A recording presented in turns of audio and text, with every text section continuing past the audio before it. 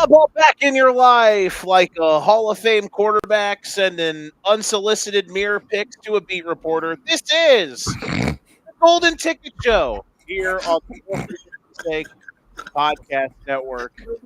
Good evening, ladies and gentlemen. Welcome to the shenanigans that we have.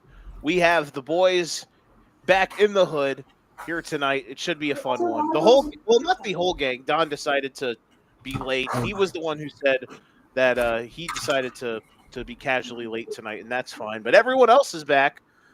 We have we have Steve back. He is here. We have the the Longhorn himself. Kev is here as always. Just continuously laying down anti Kyle Schwarber parlays. And then we have the man with the plan. It is Daniel. We are all here together. I don't know what kind of hat he is wearing. Steve, see if you. This is from our list. See if you can guess it. I can't remember the. What was it? It rhymes. If that helps, it rhymes. No. No, it doesn't. It doesn't help. Oh man, now I'm intrigued on what it is. This is the Winston-Salem Hooch Pooches. Yeah, that's Oh, wow. it. Hooch Pooches. I've been searching for a week, and I regret to inform you guys that the Chesapeake Bay Booty Divers gear is no longer available on minor league baseball sites. So, Steve, we missed our window for our hoodies. You should have pulled the trigger right away, man. Bro, listen, all I'm thinking about is imagine you when you went to Nashville with the I Go Down hoodie, rocking through Broadway. That You would have would've been the most amazing. popular black man in Nashville since Cam Ward. Like, He would have been down there. He would have been down there looking for Chattahoochee while getting that hoochie coochie. We got some great stuff planned. We got some great stuff planned for tonight. Hello, we have friends in the chat already. Tonight is our first NFL night. It is August official. I mean, I guess August August 1st was on Friday. So it's officially the first podcast of August here for the Golden Ticket Show. And we are finally previewing the National Football League. There are preseason games going on. Anthony Richardson's already hurt, and we are going to talk about the football. It is the NFC preview. Go ahead. Before we get into we have last piece of college football news to go over. I told Don we were going over this last week until I had to call out. It is the college football all-name team official list. Are you boys ready? Oh, wow. So we have two honorable mentions here. The first one is a player who I did not think was a real person. I thought it was a fake name in college football 26, and then I Googled it to make sure. His name is Zachary Widener. Zachary spelled Xakkery. Yeah. And as you could guess, he's from Florida. And the other one, 3 of the 4 guests on this show cannot say his last name. He was taken out of college football 26, and he did not. There was an outrage on Instagram over his name not being on this list. Big Noah. I thought he was a basketball player. Oh, he is a football player. I'm an idiot. There's also another name on this list from Youngstown State. It's the same thing as that, but it has MAN at the end. So his name is Luke Inward Man. And it is a 6'7" white tight end. He had 800 yards last year. So we're gonna go through this list here. Starting quarterback on the all-name team is God's Power Nawahi out of Army. Here's a question. So, you know the guy who was a sympathizer and whatnot, and he was the cop that they said planted the evidence at OJ's house. Do you think he would buy a Big Noah jersey? What was Mark Furman? That guy. That was his name. Who would have thought we would have got a Mark Furman reference on this show? In 5 minutes. You can't get this type of content anywhere else, man. We have the 2 running backs that made first team, Tommy Running Rabbit, and out of NC State, Hollywood Smothers. That's a good one. Hollywood Smothers. 3 wide receivers. We got Nitro Tuggle out of Purdue, the realest Clark out of Kent State. So we got some I match. love that name. Him and Dakota's Crawford, my two favorite players. The realest. They're probably third cousins. And out of South Carolina, Amazon Littlejohn. Amazon Littlejohn? That's incredible. Everyone's favorite tight end out of Colorado State. See if you guys remember the name. I don't, off the top of my head. Rocky Beers. Here's a quick question. Hollywood Smothers. That sounds like the name of like an indie wrestling trios tag team. Yeah. And their gimmick is they're like kidnappers. Introducing from hiding around the corner at your house. Wait, introducing from the bench at your local bus stop. The Hollywood Smotherers. And looking at the offensive line, we have Tree Babalade. So we could see some screen passes to Amazon Littlejohn blocked by Tree Babalade. Out of App State, we got Big Al Oliver. I like that. Big Al. I don't even know what school this next one is, but his name is Crush Sowers. That sounds like a Disney villain. Disney villain. King Large out of SMU, Hans Hammer out of Virginia Tech, and our kicker / our special teams guy, DC Pippin. I want to buy a jersey that says large on the back. That'd be clutch. Defensively, we have Divine Love Anochi, Legend Journey. I was thinking of the guy from Key and Peele, Devoyne shower handle. I mean, clearly all these kids' parents listen to that whole. We have Elite Iron. Joe, this next one is an Illini. See if you can guess it off the top of your head. No, but once you say the name, I might remember it. Gentle Hunt. Nope, I don't know that guy. We got this guy actually won ACC Name of the Year last year. It was Memorable Factor. This guy went viral. His name is Gideon Lampron, but his middle name is ESPN.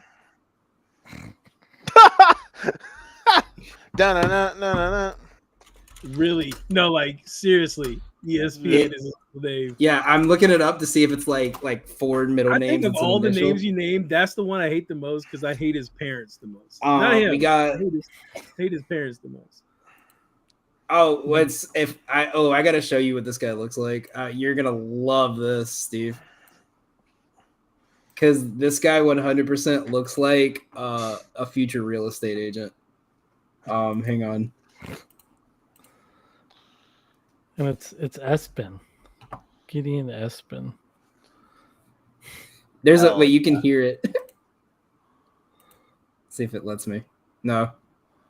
So yeah, that's Gideon. We got Damon Clowney, Pig Cage, Dude Person, Mobility. Dude Person sounds like when you're playing like a knockoff version of Madden, like your created player. First name, last name, college, university. We got Ghost Rouser, Badger Hargett, and Deed Capper.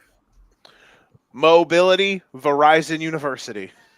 I'm not going to go through the whole B team list. I'm just going to name my favorites on here. We got Fat Forest. We got Karate Brenson. Ohio's new quarterback, Hype Grand. We got Cash Cheeks. Speaking of Cheeks, maybe he's related to him. West Virginia has a commit coming in next year, and his name is Sir Paul Cheeks. Yeah, I think I've seen that. Long snapper. Long snapper out of Virginia State University. I think it says Virginia State. Gamble Ford. And then the last one I got here, as a Southerner, it's my favorite. Or actually, I got two here. This one's my favorite as a Southerner. Gumbo Gaskins. Oh, solid. And Ty Cool Hill Lumen. Ty Cool Hill is his first name. I'm mad at so many parents right now. Just what the hell are you doing?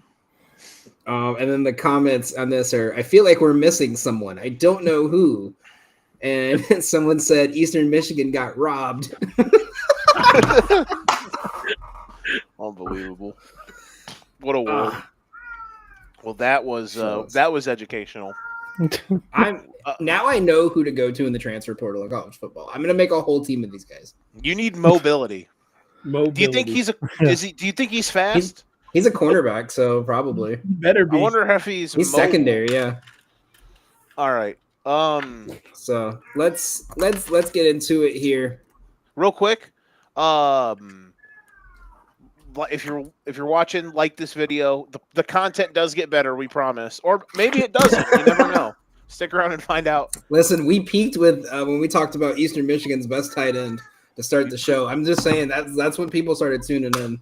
We peaked when I made the Brett Favre dong joke. Join our Substack for frequency's sake.substack.com. Dude, we put out so much stuff, man. We put out so much stuff that I don't even know who'll be writing it anymore. We got the fantasy forecast we've been putting out. I think we dropped the Niners today. Just dropped the NFC South huddle report yesterday. The NFC East will be out tomorrow. Steve's out here cashing NASCAR bets left, right, and center. Yes, sir. So we're William out Byron, here. Outright winner plus 1,100.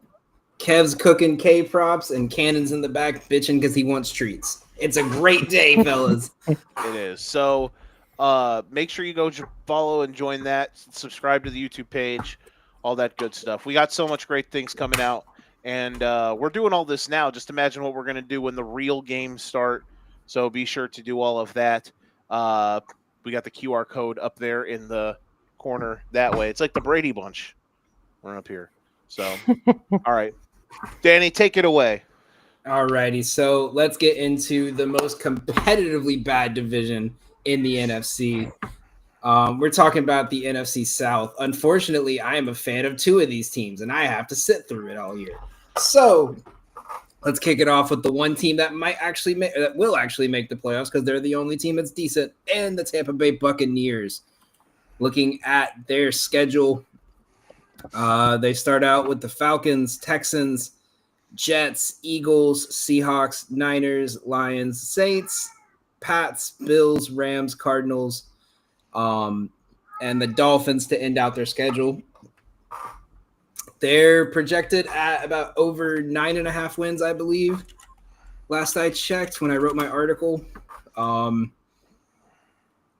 start to say I think my ceiling for this team is 10-7. I think it's going to be a painful 10-7. You know, like we see them every year. They start off like weird for 4 weeks, and then Baker Mayfield gets his back against the wall and comes out flying.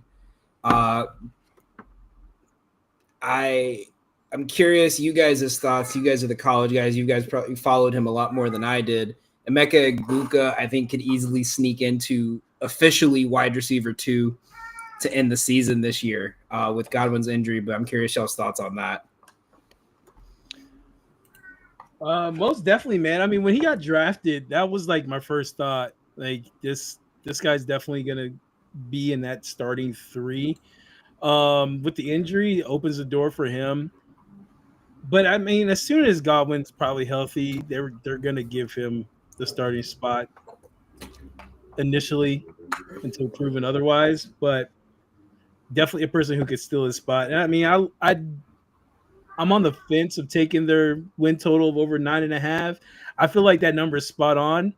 10 is a great year for them, but realistically 9 wins.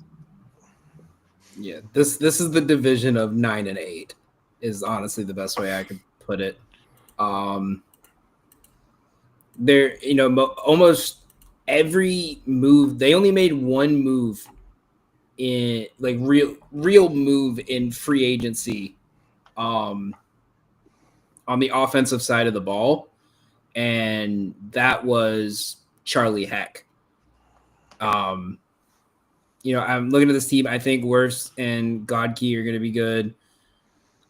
Defensively, I mean, Kev, what with Hassan Reddick, Anthony Walker coming in, I mean, is that enough to kind of help Levante David in the middle, or is this just another case of old aging players trying to prove their worth. No, I mean I think Hassan Reddick has something to prove, right, with everything that went on last year with him. So I think he's going to have a better season, kind of prove that he's worth the money that he wants. I mean, Vita Villa is still a dominant nose tackle, right? So I mean, they're still going to cause struggles up front on that D line with him. I am with Steve though. I think 9-8 is where I have them. If the over under on them is 9.5, I'd take the under. It's a bad division, but they should be the cream of the crop of this division. I like their schedule draw out. The NFC West is a bit tough, but they draw the AFC East, who probably is two good teams. Well, is one good team, two very flip coin teams, and then one team that I guess it's three flip coin teams. It depends on what version you get, but I like that draw for them. I think they match up well with the teams they'll play in those divisions. You mentioned Ibuka. They've been saying a lot of good things about him in training camp, man. I really like what the Bucks are and what they could be. It's a crazy take, but I keep trying to figure out, okay, what's the NFC going to look like in this season? And I keep trying to think. I'm continuously trying to talk myself into the Bucks being the NFC Super Bowl dark horse. I really like their offense. They lost Liam Cohen. Hopefully that they've had to deal with a lot of coaching changes. They lost Dave Canales. They didn't lose Liam Cohen, who are both really good coaches. But Baker has been really, really good, and they got a lot of weapons, and their offensive line is really good. Now they got to hope that Tristan Wirfs isn't out that long, because Wirfs got hurt in the summer. If he's back and ready to rock at the beginning of the season, I think this team wins the division once again. I think Atlanta could contend with them, but they're the favorites for a reason. I really like what Tampa's been doing, and it would not shock me at all if this team played like in the NFC title game in 2025, 2026. So I think my big worry for them, like I'm looking at their early schedule and I don't hate it. I think outside of the Eagles and the Lions, they don't have a tough game. I think the Texans are going to start slow. But my big issue for them is those first 3 weeks after the bye. Because those first 3 weeks after their bye in week 10, it's at Buffalo, or home against New England, at Buffalo, at Los Angeles. I think that's a 3-game stretch where they got to find a way to win 2 of those 3. And I think it comes down to that New England game, because I don't see them beating Buffalo, especially in that 3-game stretch. You know, we talked about the Falcons are really their only competition. That same 3-week stretch, the Falcons play the Colts, Saints, Panthers. So that's a spot where they need a big win.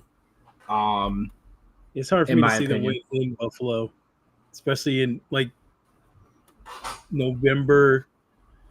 That weather's starting to change up there. Mm-hmm. A Florida team traveling up north, it's usually a bad recipe.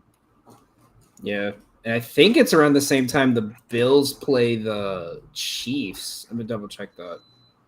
Oh, because they play like week 9 or 10. They play the Chiefs and the Dolphins the 2 weeks before that, and then the 2 weeks after that is like Texans Steelers. So I think if Buffalo loses to Kansas City, I think they're gonna have because right now they're in reality just fighting for, you know, who gets the bye in the first week. Right, if they lose to the Chiefs, I think those next 3 weeks are just going to be like, you know, we got to blow these teams out 50-0 to send a message type games. I think it's hard to look at the NFL schedule this far ahead like that and try to count actual wins and not like you could do it for the sake of doing the win total stuff, but I think it's hard to do that because the NFL is so damn week to week. I agree with that. I'm just saying that's where you can get stuck, but no matter how they play, I think like I wrote in the article, I think that's their 3 week. There's always like a 2 to 3. Every team has a 2 to 3 week period where it's like this is crunch time. this is where we decide if we're good, if it's worth pushing for a champ to make the playoffs, or if it's worth like retooling. And I think that's their 3-week stretch where it's like, this is where we need to know if we're safe in our division or if we have to play like every loss after is game over.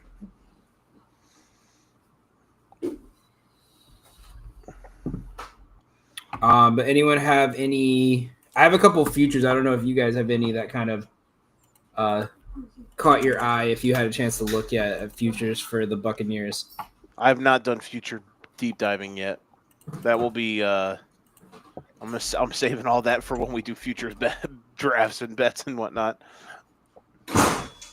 Well, I'm thinking about putting together a live parlay on the show here of win totals. I mean, FanDuel kind of gives me an option to kind of choose of my over under. So if we all think we're gonna doing a Sinister Six parlay already, well, I'm gonna do one for every conference recovered. Okay. So all the NFC, I'm not gonna put them all on the same board. So it's gonna be all NFC South on this one. So, pulling it up, if we all agree, they have overs 8.5 wins is minus 165. I mean, for the Bucks? Yeah, For the Bucks. Yeah, that's just saying if they go over 500. I mean, that's I like that. You'd have to have an injury happen for that. That would have to be like Mike Evans misses 3 weeks or Baker gets hurt kind of thing. It's more Baker probably than Baker anything. getting hurt because Evans and Godwin went down last year and they still found a way to make the playoffs. So, So the only thing that worries me is if Baker has like a statistical regression, but I expect their defense to be a little bit better this year. Their pass defense last year was really bad. Steve, I got a fun one for you. The odds are significantly higher on DraftKings. And when I say significant, I mean like on DraftKings, it's on FanDuel, it's plus 800. On DraftKings, it's plus 1,700. That is a wild swing. The Buccaneers to throw one touchdown in every single game this season. The only game they didn't is when they won 30-3 against the Giants in like week 14. I mean, the only thing, I love that your cat is just meowing away in the back. Dude, he doesn't shut the fuck up. I'm so tired of him. I mean, the road games kind of worry me. The Detroit game, obviously the Buffalo game. I mean, I'll take a shot with.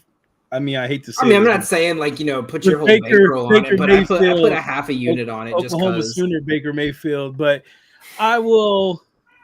I don't hate it, especially the wild like difference in odds there. I mean, it's worth a sprinkle. Let it rip. Well, and my other thought with it is Baker. What's Baker's favorite thing to do? It's play with his back against the wall, right? Yeah. So looking at their team, like what's the stop what's in reality 13 of their 17 weeks they're going to be playing with their back against the wall. And the only 4 they're probably not is the Saints and the Panthers. And Mike Evans likes to pretend like the Saints are a middle school team when he plays them. So I'm like, Lattimore's not there anymore though. It doesn't matter. I mean, anytime he plays a division team, he goes off for like 200 yards. So, yeah, like I said, I like that one. You can also on FanDuel, Mike Evans to get 1,000 yards is minus money, but it's plus money on DraftKings. All right, Cannon, I'll tell him. Cannon's got a future for you. And then I have the Bucks to lose in the wild card at plus 250. Is how their season will end. I got that one on FanDuel. Oh my God, shut. Just wants attention. Just do you guys? Attention. That's all it is. That fat bitch has gotten attention all day. He turned my Xbox off. He's figured out how to turn the Xbox off. That's awesome. I'm gonna have a gnarly segue alert, but I know what I said about Tampa Bay, but does anybody think that Atlanta I'm assuming we all think Atlanta's the second best team in this division. But is there a world where Atlanta has a chance to compete at all with these guys? Or is there a sustainable gap, do we think? Like I said, that if they struggle, if Tampa Bay struggles in that 3-week period where the Falcons have 3 easy games and the Falcons I think if the Falcons beat Tampa in week 1, then it's going to come down to the last game of the season like last year. Because I think that's going to be the tiebreaker to decide it is who wins the season series. It could. And like I like them at 10-7, but realistically, they're both going to finish either 9-8 or 8-9. And we're going to talk about how bad they are. And some team in the NFC East went 10-7 and missed the playoffs because they were the third place team. I don't know, man. I think these two teams are better than that. I think you're dogging on the Bucs and the Falcons, man. The Bucs are like one of the most consistent teams in the league. I know the division sucks. Yeah, but 9-8 or 10-7. Yeah, they won 10 games multiple years in a row. Baker they got a top 10 quarterback. They got really good offensive players. And if they wouldn't have who was it who fumbled the bag last year? Was it Rashad White? Yeah, after having like a top 10 running back season, he only had like 500 yards. No, I'm not talking about on the full year. I'm talking about in the playoff game against Washington. If they wouldn't have gagged the Washington game because of some weird luck that Washington had all last year, then they could have been in the NFC title game just like instead of the Commanders. So, well, I guess it would have played a little different because they would have played Philadelphia in the divisional round. But still, like, I think they're really good. But again, I mean, maybe I'm biased because I'm trying to talk myself into a Buccaneers NFC Championship bet, or or something, because I mean, who the hell else am I going to pick in the NFC? Do it. But I'm very intrigued about Atlanta. The Bears. I know you want to. Do it. No, again, I'm a realist. Y'all seen those TikToks where it's like, if Caleb Williams we'll get to him. If Caleb Williams had Drake May's PR, though, people would be picking the Bears to win the Super Bowl, though. That's for damn sure. So my last question for the Bucs is: can Baker throw a 4,000-yard season again this year? Because he's plus. I don't see why not. He's plus 115 for it. Nice little double your money. I'm also still salty. You remember I got burnt on Mike Evans last year because they didn't put his line at 1,000. They put it at 1,004 for his or 1,000. It was over under 1,004.5, and he finished at 1,004 because they threw that 3-yard out route to him so he could get 1,000. He dropped to his knees. Not great. But look, man, back-to-back 4,000-yard years with the Bucs. Like, I don't see why he can't do it again if he plays a full slate. Again, he'll probably take a little bit of a regression in the statistics, but I don't think it'll be that much. Where are we at? So the thing with Atlanta, moving on to them, I like what their offense is. Their defense leaves so much to be desired. And I think Penix could be really good. They lose Drew Dahlman, so they lose a little bit up front. He's a Bear now. Shout out to them. It's just, I'm very intrigued on what Atlanta can be, if Penix is a real deal. If Penix is a top half of the league quarterback, which I think he can be. I thought he showed some really good signs last year when he came in. And they have one of the most explosive players in the league at running back. Their holes to me, though, are on the defensive side. Like, did they actually – I mean, they drafted guys. I like their draft. Like, they go out and get Walker from Georgia.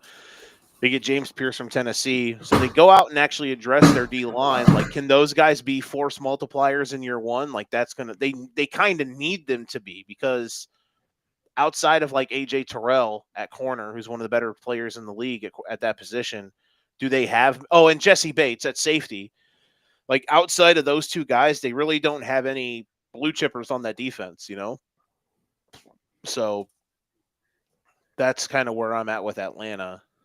And if the two rookie defensive ends can be good, can be like important, it can be game changers. And if Penix can take a leap and really come on, they're going to be fun. Like that's where I'm at with the Falcons. They could be a very fun team and they could be a frisky playoff team, just like last year. Yeah, I think you're right on track with that. I had them at 9-8 and just missing. Like looking at their team, the one thing that really worries me is like offensively is just the depth. You know, because you have Drake London, Darnell Mooney was really good. I'm not sold on Ray McLeod, and then it just drops off from there. You know what I mean? Like it's Jamal Agnew, Kadero Hodge. They got Nick Nash, and DJ Chark. Like I think if, like you were saying, you know, injuries take such a big hit. If you know London or Moody gets hurt, you're moving them a lot farther down that wide receiver room ranking. You know what I mean? And then that's harder for a young quarterback when majority of his star players are hurt. And I guess the real question is, are we all willing to let Kyle Pitts hurt us again? I don't think their season hinges on Kyle Pitts being good, though. No, it doesn't. But I like the way it's looking is from how they've talked is that Kyle Pitts is going to be the number 2 targeted player behind Drake London. I just think that's training camp speak, though. Like, that's what I'm saying. Like, where is it just, you know, they're trying to not have everyone constantly shit on him versus where is it like, hey, this is our game plan is to get him the ball.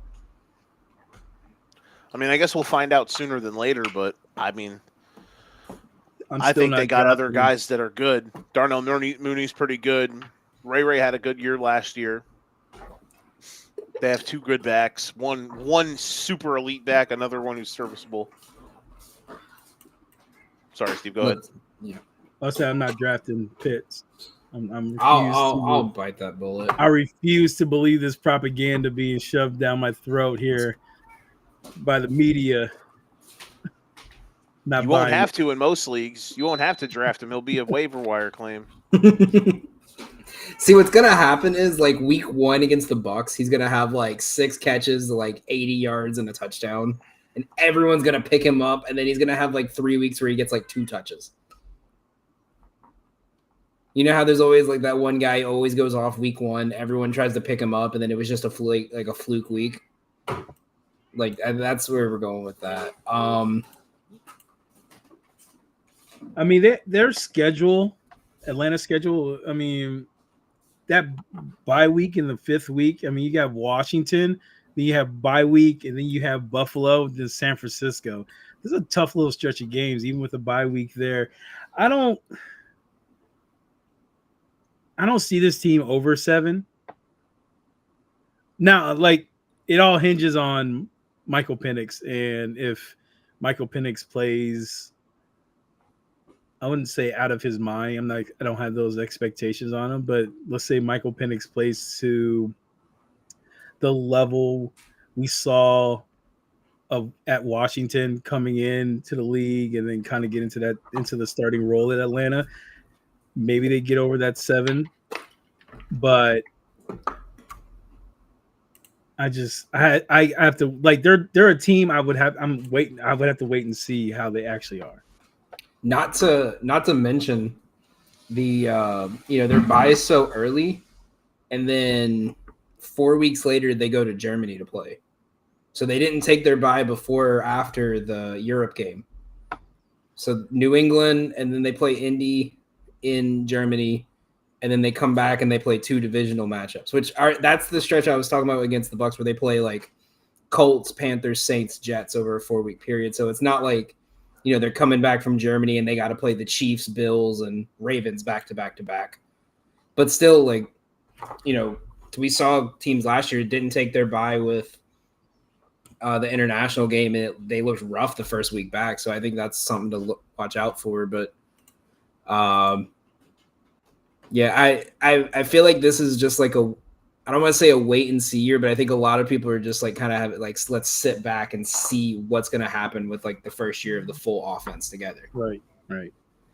As we welcome in the one, the only, the man, the myth, the legend, Don Corleone. Don, Falcons, what do you got? Fair. Exactly. Okay, next team. Fantastic. I'm throwing under 8.5 in the parlay. So you think they don't go 500? Not with fucking left-handed Michael Penix in there. So Michael Penix prime. That's, All right, so let's move on to the more interesting teams here in the NFC South, the Saints. I know Don's been clamoring to talk about the Saints. Whoa. I just want to make it clear. I just walked into this podcast, and the first thing you want me to talk about is the 13-1 to win the NFC South New Orleans Saints. Well, so we were trying to find filler times. So we did our all name team. The announcement for that was our goal was to get through the NFC South before you got here. Right now, once again, soaring through the deep end. All right, do you want to talk about the Saints, or you want to? We don't. We don't have to spend a lot of time. Yeah. Let's be real, man. Do you know what? So do you know what's funny to me is like you're looking at the numbers, and I like how on FanDuel you can kind of do the NFL win totals based off of what you think it could be at. So like right now, if I really wanted to, I could take the Saints under 4.5 wins at plus 110, which isn't a bad line. that's crazy. Which is wild. And then you just add the 5.5. The over is plus 140 and the under is minus 165. That is where you get like the line discrepancies, and I look at them and I just go, all right, well, can the Saints win 5 games this year? No. Definitely not with Tyler Show at quarterback. So let's see. Cardinals week 1. I think they start the first month. They'll go 1-3. They'll beat somebody. They might even go 1-4 actually. That's a tough little stretch. October, Giants, Patriots, Bucks at home, at Chicago. Maybe they beat the Giants, if that. So I'll say max 2. I think they'll split with the Falcons. Bucks should beat them twice. I think Panthers will beat them twice. Tennessee, depending on where Tennessee is at that time. Miami. I think they're a 4-13 team. So, I mean, getting it under at plus 110 isn't sexy for a long year thing with them, but I don't hate it. So I can counter that with I took them 0 wins after week 5 at plus 450. Figured it's worth the flyer. I think they're going to go 0-4 going into that Giants game. And I think if Russell Wilson is still QB1, which I'm assuming he probably will be at week 5, I think he could pull something out against this defense. I also took them fewest regular season wins plus 400. I like that. That's a good one. Yeah. That's a real good one. Yeah, there's nothing fun. This team is pretty boring to me, but they dug their own grave, so screw them. The other team that we haven't talked about though is slightly intriguing. Your Carolina Panthers. Now, So good. I don't know. I don't think they're going to break the world or anything, but I do think they're going to be frisky. I like their coach. I love their quarterback. I've always been a Bryce Young guy. The Ted McMillan draft pick, I think it helps that wide receiver room. It gives them some weapons. I think they added a couple of linemen that helps out. So I think they'll flirt with their win total this year. I don't think it'll be much more than that, but they're going to be much more fun to watch than the Saints. That's for sure. Can I be honest with you? Mm-hmm. Oh, this is going to be fun. Low key, them to make the playoffs at plus 245 is kind of enticing. Just a little shimmy, little spice.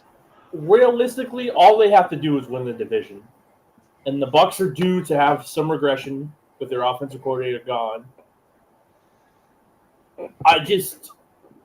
And there's just one little thing I've noticed the last 3 times the Carolina Panthers have made it to the Super Bowl.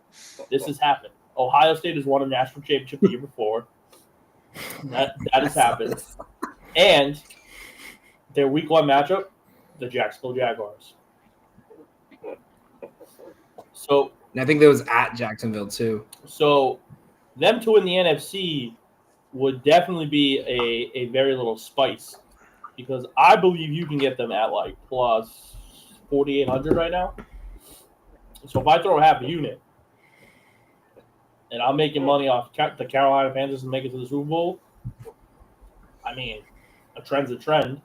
Do you follow it, or do you kind of think it's outrageous? Because at the time too, it was Cam Newton. The last time it was Cam Newton's MVP season, but they didn't have that high of odds, but they didn't have that low of odds. They were kind of like right in the middle, and then they just exceeded expectations because they had a breakout corner in a guy like Josh Norman. And then, I mean, people forget about how dynamic their offense can be. Chuba Hubbard, 1,000-yard rusher last year. They bring in Ted McMillan. Adam Thielen comes back. They have Xavier Legette. But again, they also have a guy like Hunter Renfrow, who people aren't talking about. Like, he just gets open. And for him to consistently get open for a guy like Bryce Young, there's a good chance that he gets a crap load of targets from time to time in games. So their defense is what's holding me back. But I'm just saying if we're talking about trends and just something like outlandish, this would be the outlandish thing that I would take. Like, this would be my hot take of the year. Mark it. Timestamp it. Right in the notes, Panthers. Don hasn't been here for 10 minutes yet. He already talked about Kansas in the playoffs and winning the NFC.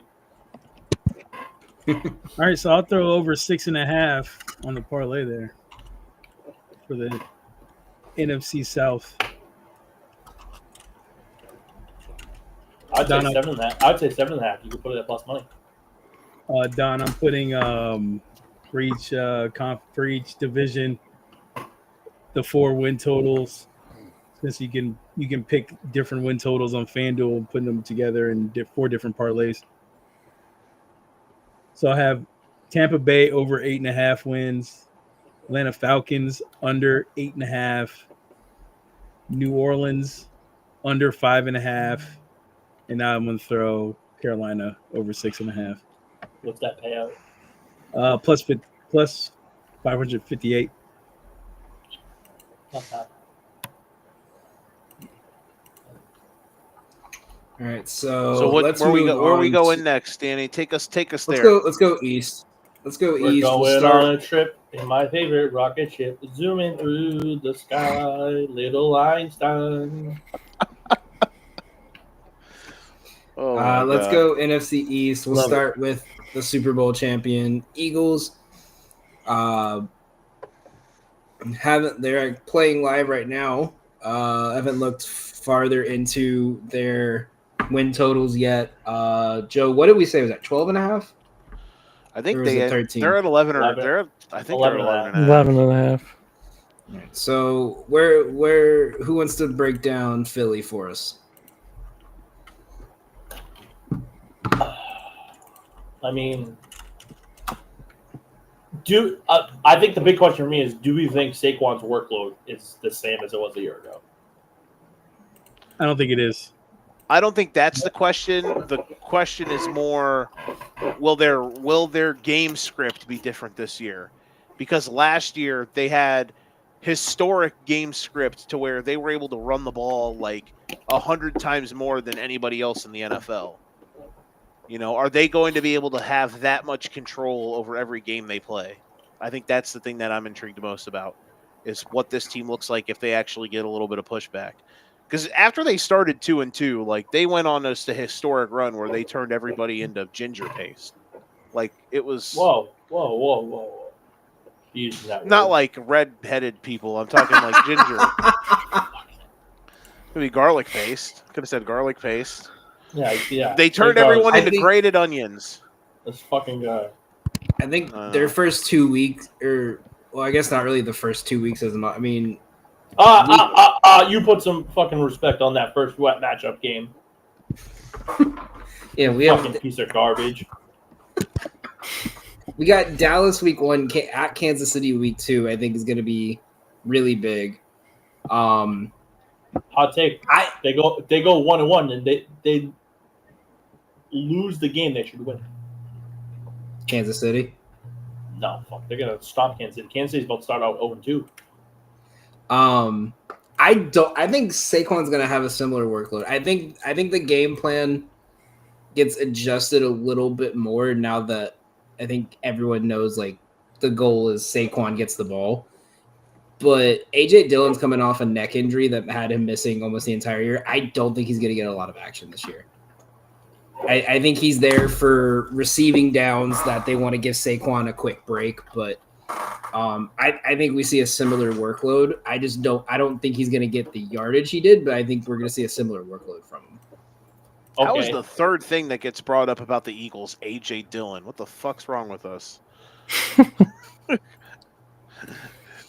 I think so. To counter that, I think is Saquon traditionally in years past has had a really good year, and then there's been a kind of middling ground of where his ceiling is. Now, obviously, with the Eagles returning 4 of their offensive line starters back,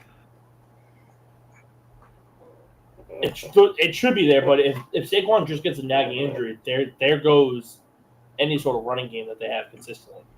I think this is going to be a big Jalen Hurts passing year. I like Jalen Hurts' passing touchdowns. I like Devontae Smith's receiving yards over A.J. Brown receiving yards over like Dallas Goedert receptions. Like there's a lot of things that are factoring into this offense, and I think the fact of the matter is they're going to be more than just one dimension this year, and the passing attack is going to be much more valuable than it was a year ago. But with that being said, I don't see this team winning 12 games. Really? I have them 11-6. All right, so who do they lose to? So let's look at The You the said NFC. Cowboys week 1.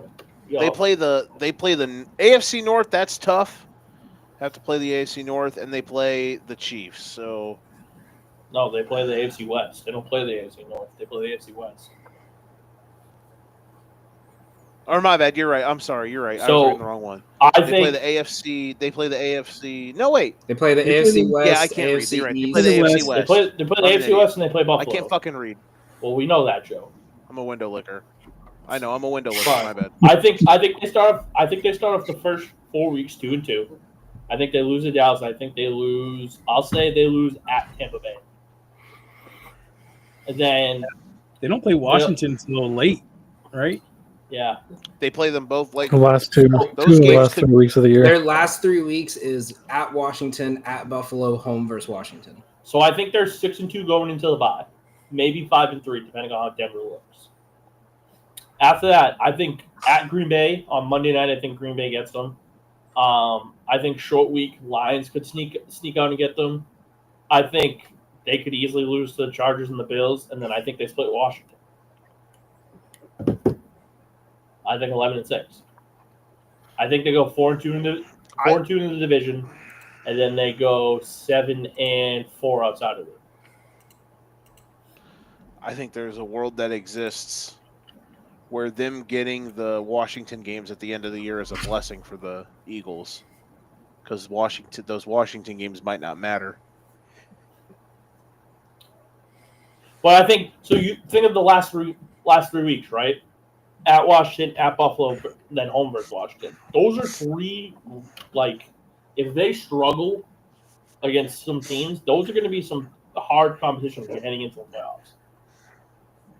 It could be that I guess my point to that is I'm lower on Washington probably than most people are. So the division, I mean, it depends on what you think the Cowboys are going to be to think that could be, like I'm saying, they could be up 3 games in the division going into those games to where it won't matter. So that's why I'm saying it's a bit of a schedule break for Philadelphia where they don't have those games during the meat of their The season. fact of the matter is, I'm looking at where Dallas's lines are. Intrigues me the most because people are predicting them to be the 3rd best team in this division. I think they have a chance where they could be the top team in the division. Like, people forget about how good Dak Prescott is as quarterback in the regular season. And I know we're not talking about them right now, but them adding a guy like George Pickens already boosts their value to me offensively. And defensively, I think they're fine.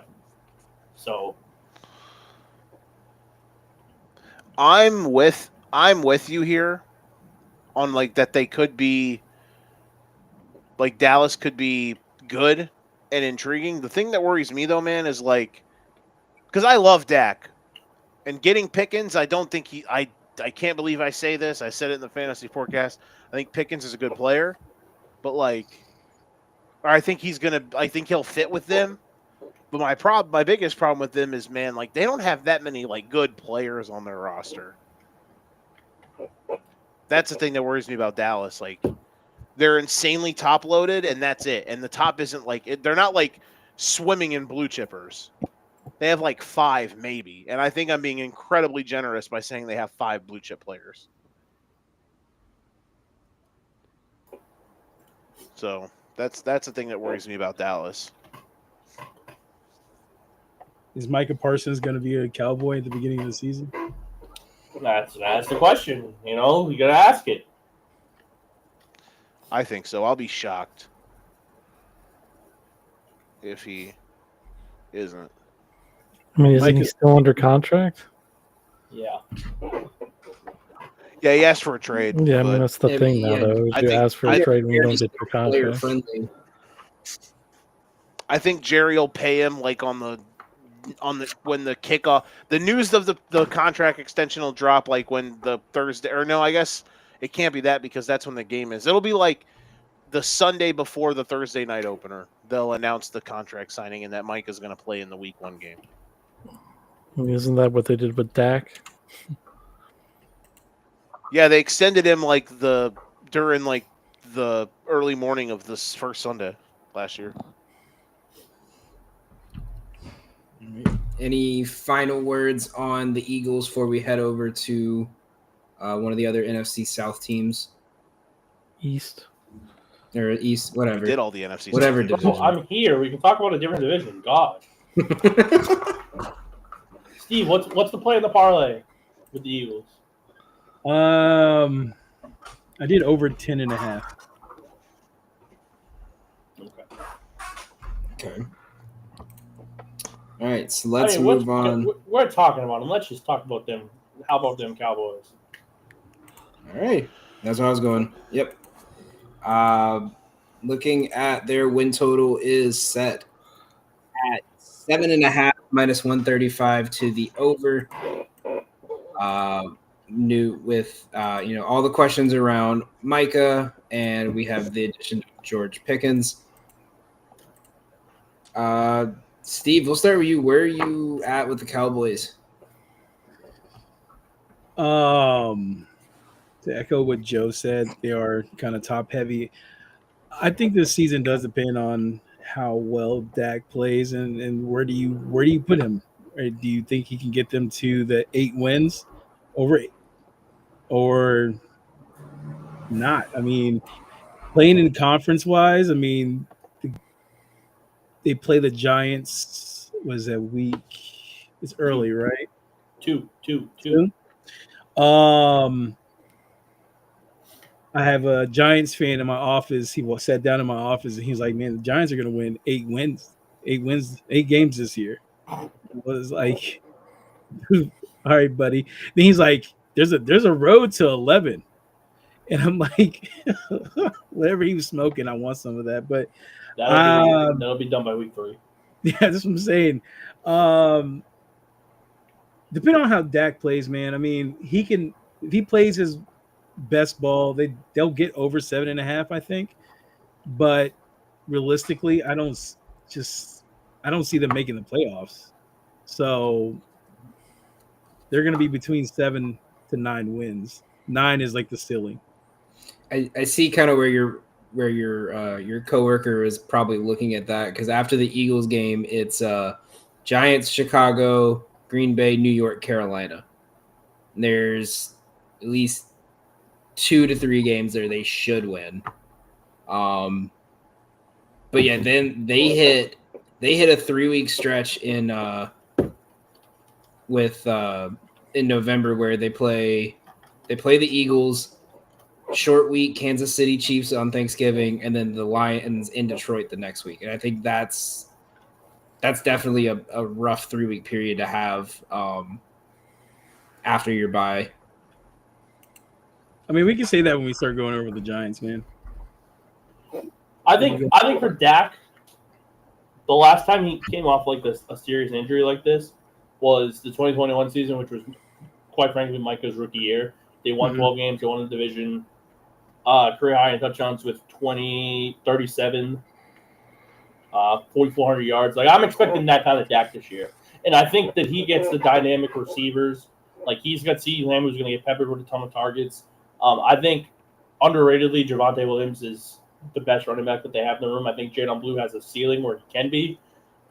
They got him. They got a guy like Deuce Vaughn.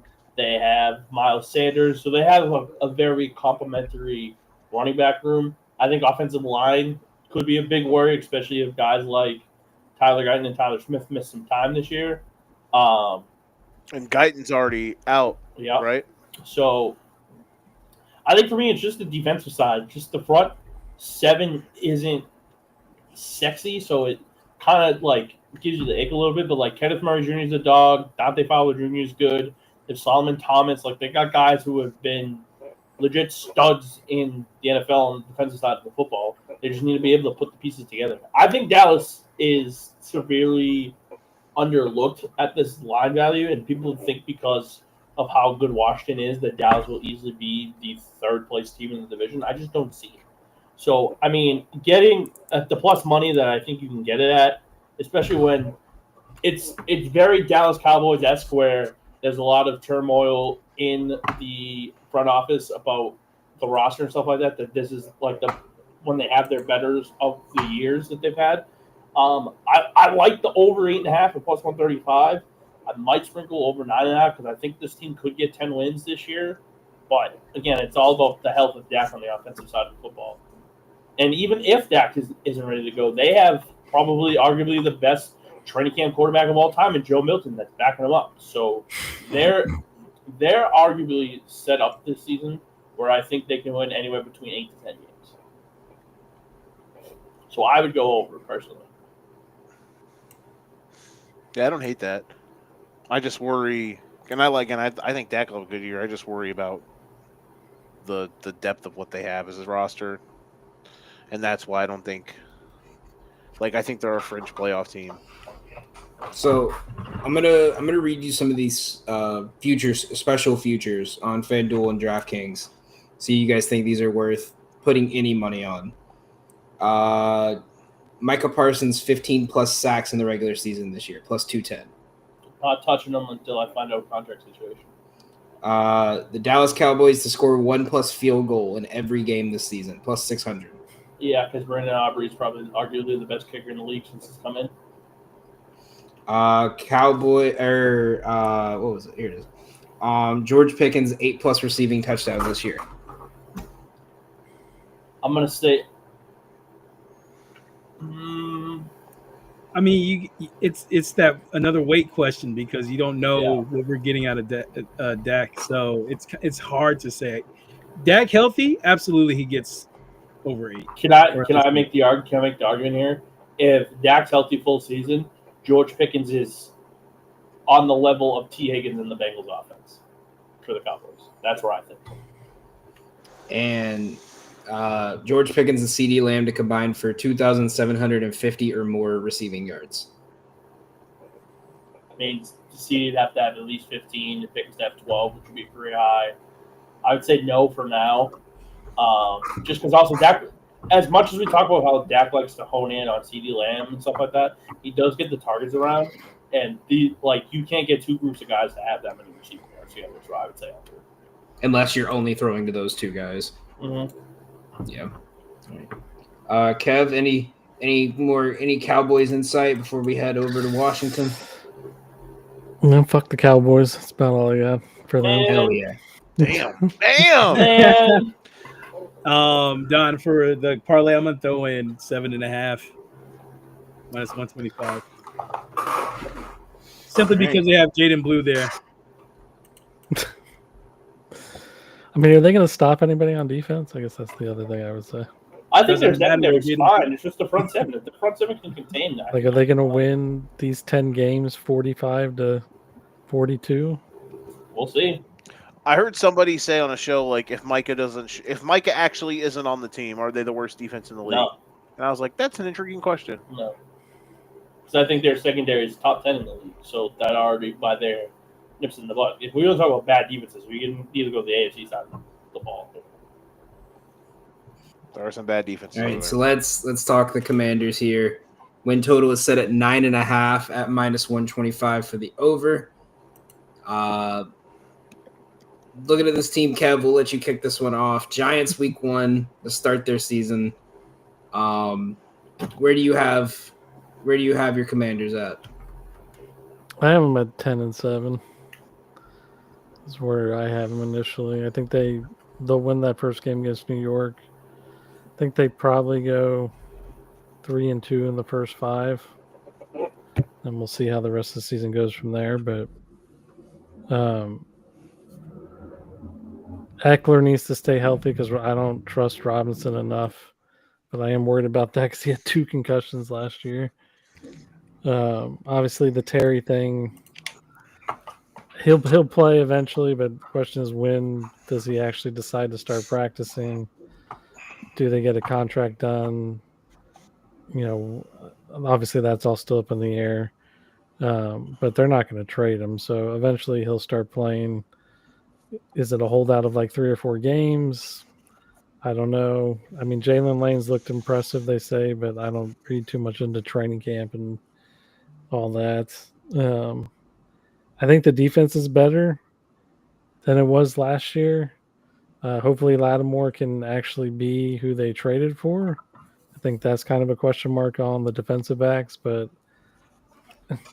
I honestly don't think Jaden's going to have the same year he had last year. I mean, a lot of good rookie seasons ended up having a sophomore slump.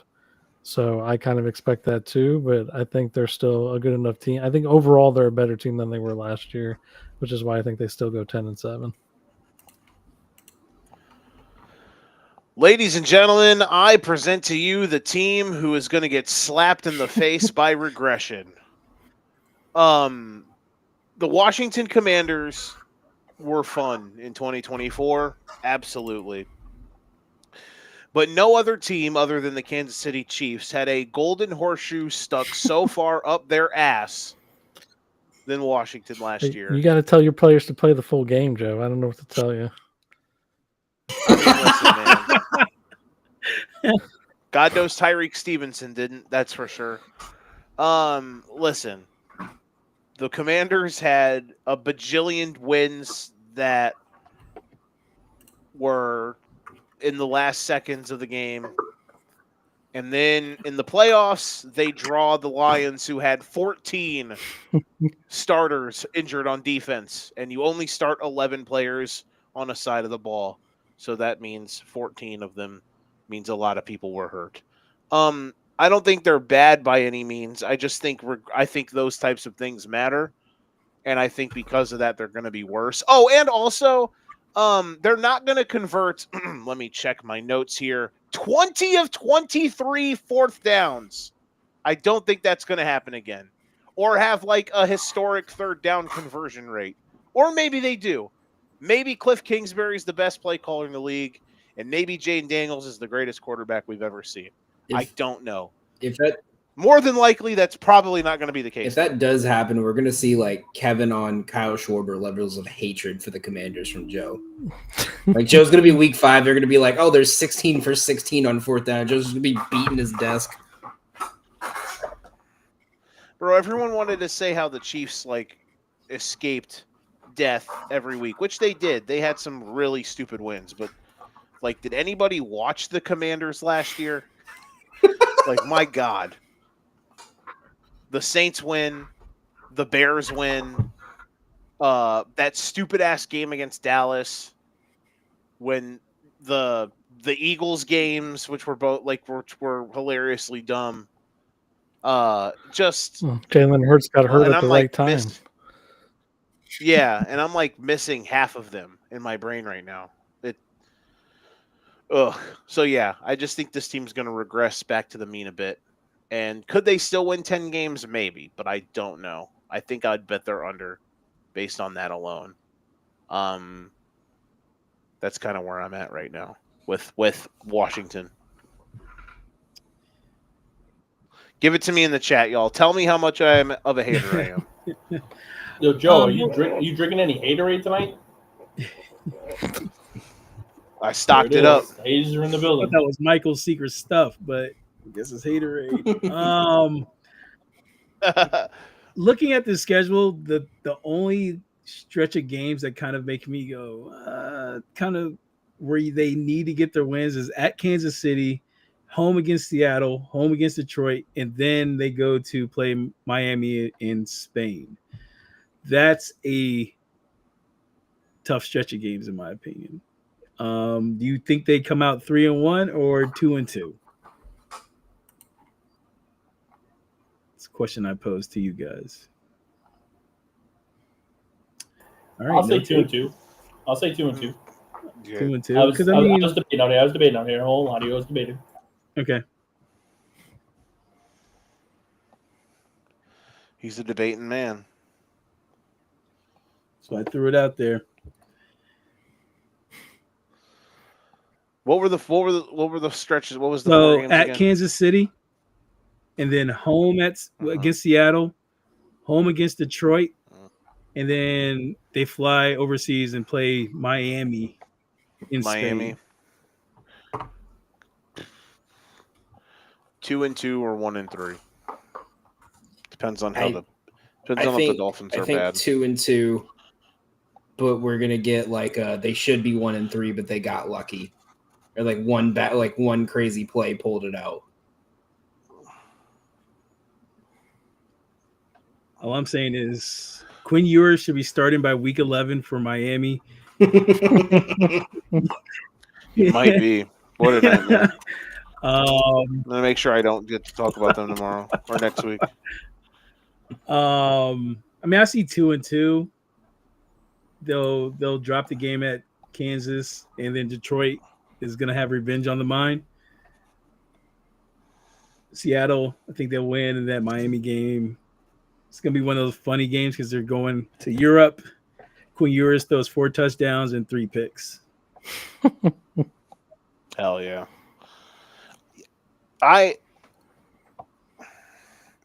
Their defense too, did it get better? Are we sure it's a good defense? Yeah, it got better. They added I don't know. Kinlaw. Payne's still a stud in my opinion. Luvu's going to be better. Payne's a good player. Luvu's Wagner, good. as old as he is still he's everywhere on the field. Again, I'm biased. I'm a fan, but Trey Amos. Again, I don't like reading into training camp because I don't think it means much, but everything out of the camp says Trey Amos is performing very well and will probably be the second cornerback. So I think this name. You guys have a name that you haven't brought up, and I'm really getting real pissed off about it. It's the fact that when Kev's talking about his disdain for Brian Robinson because he can't stay healthy, you trusting a guy like Austin Eckler. You don't need a guy like Austin Eckler. You got Corey Krosky Merritt as your backup running back for 2025 for the Commanders. That's all you need. Kid's gonna be a stud. He actually likes to be called Bill.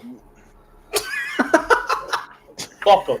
He doesn't even want his last name. I'm not even kidding. He likes. It's not even a last name. It's a mononym like Prince or Cher. So he just wants to be Bill. Whatever the fuck he calls himself. We didn't bring up what's his nuts either. We didn't bring up Debo. Yeah, because Tebow's always hurt too. That's why I didn't bring him up. He fucking smells. But Debo Commanders watching Debo hobble off the field after week 3, but it's okay because they ran 3 reverse runs with him at running back.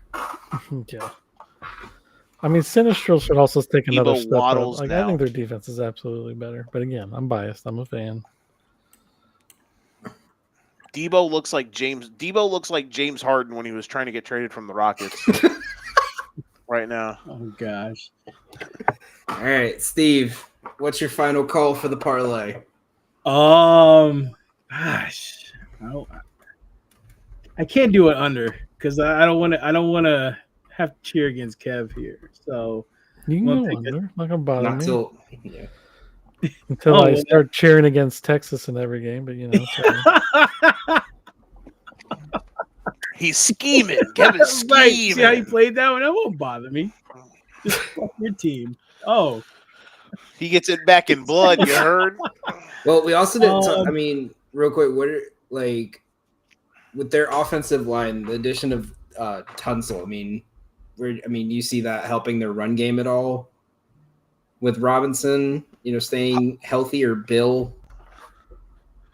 Incredibly hot take. What if the Texans knew what they were doing when they traded Laramie Tunsil?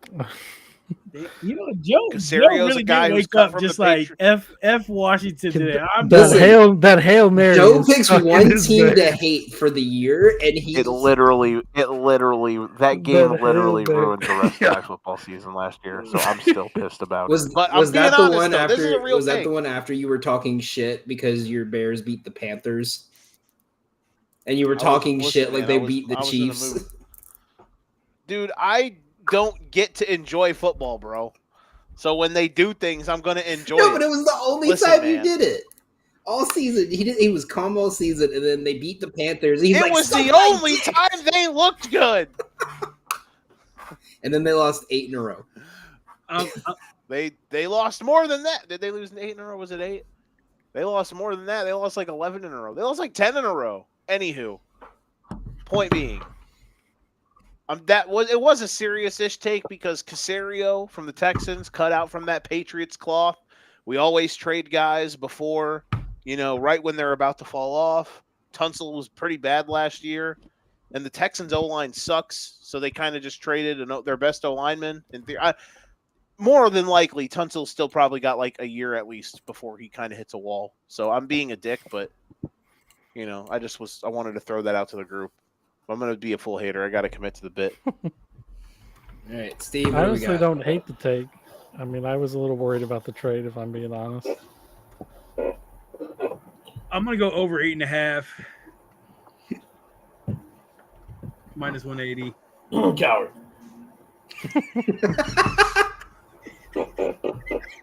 Who said that? Who said that? Wasn't me. It was Kev. On this podcast. Mimsy. I'm going. R.I.P. Go ahead, minus 8.5. Throwing it on there. Yo, I'm sorry to go off topic. I'm on. I like to just open my phone and open the Facebook. Why is Jaron William Duran on People You May Know? Like, what are we doing here? Dude, I've seen that too. Like, I keep getting Boston Red Sox groups, and it'll be like, "Thanks, guys," and everyone's like, "Oh my god, Jared, I love you." Someone was like, someone was like, odds are is a 10-year-old kid trying to pretend to be Jared Duran right now. Got 4.2 fucking thousand friends. He ain't got that many friends.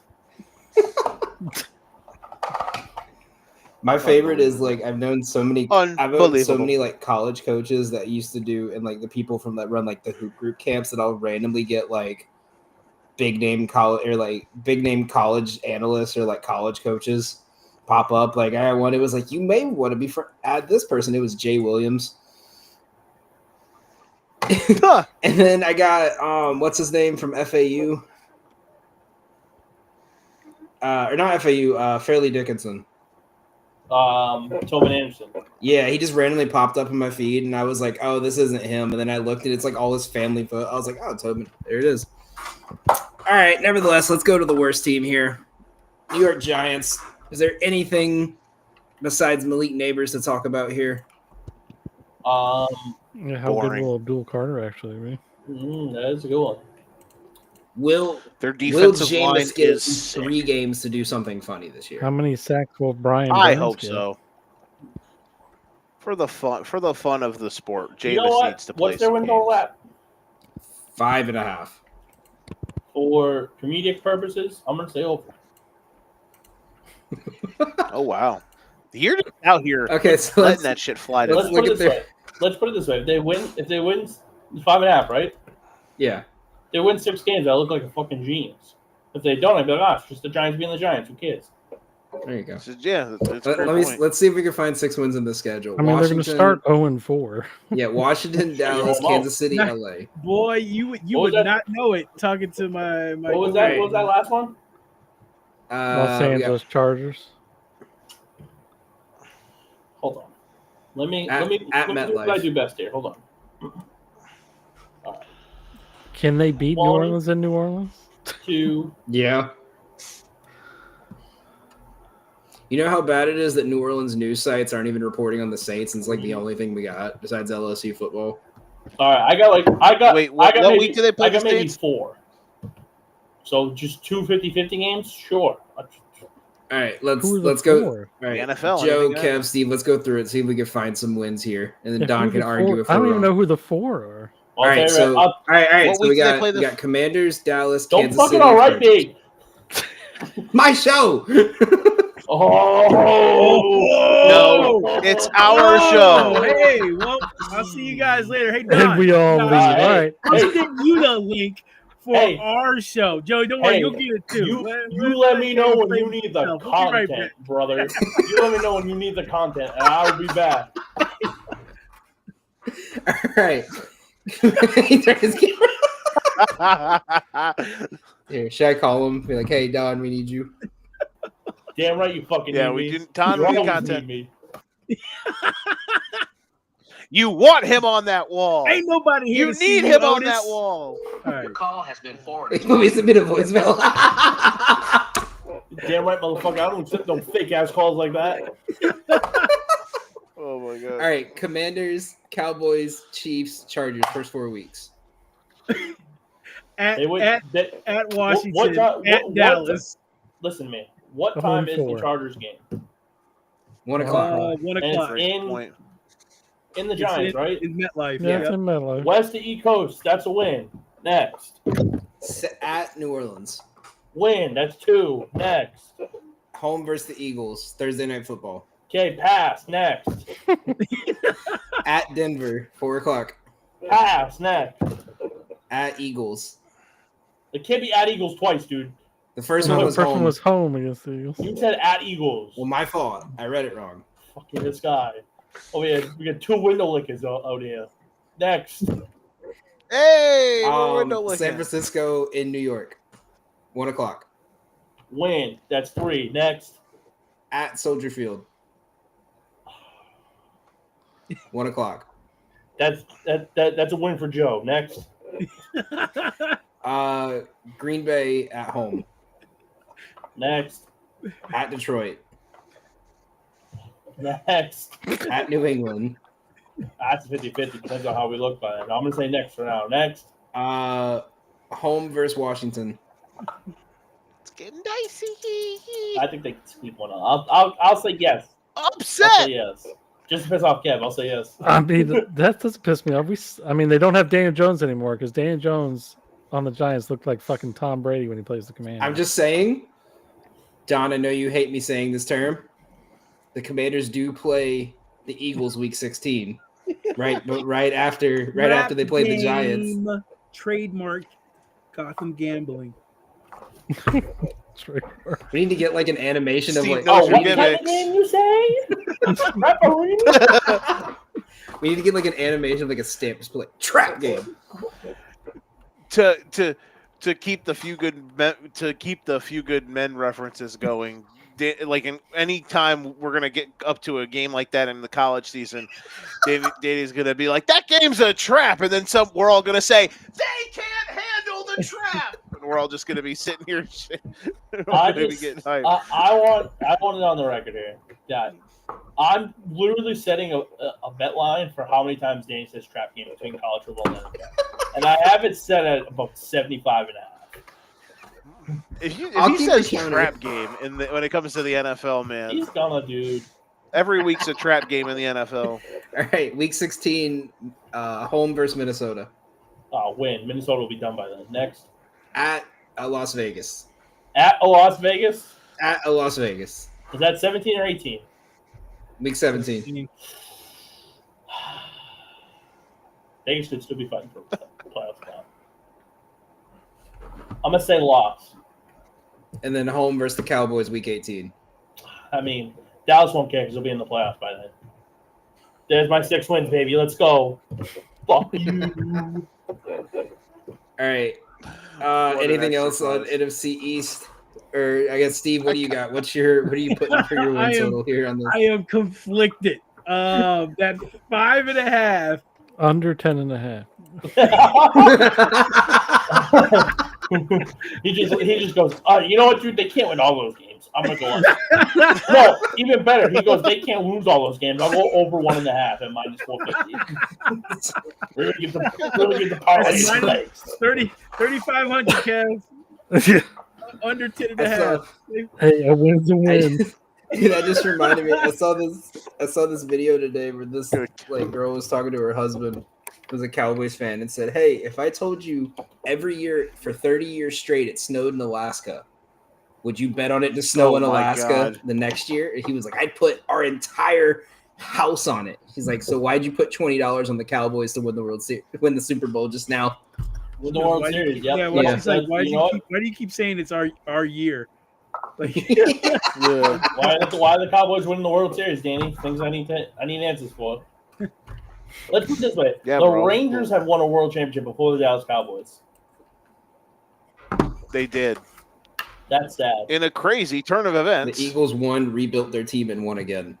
Well, let's put it this way: Texas football had like a little rough period. They won a national title, then they lost in the national title game, and they've had like a little bit of a rough period, but they've made more conference championships than the Dallas Cowboys have since then. So, just saying. We've made it to the playoffs more than they have. Just saying. My call. I'll go under 7.5. Oh, fucking yeah, under 7.5, -250. There it is.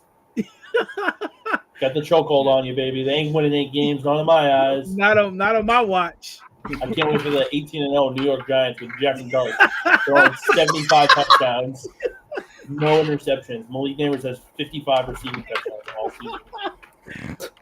Led by famous Jameis. You forgot about Scatterbo rushing for 2,000 yards. Dude, you might as well just be sick on Barkley. Are we still talking about the Giants, bro? They're gonna put Jameis. They're gonna use Jameis like Penn State used Tyler Warren. They're gonna put him at center. You know damn well we're gonna be talking about these mean teams more than the actual teams. All right. Now we're going to the team that Joe's been wanting to talk about. Let's go to the Bears.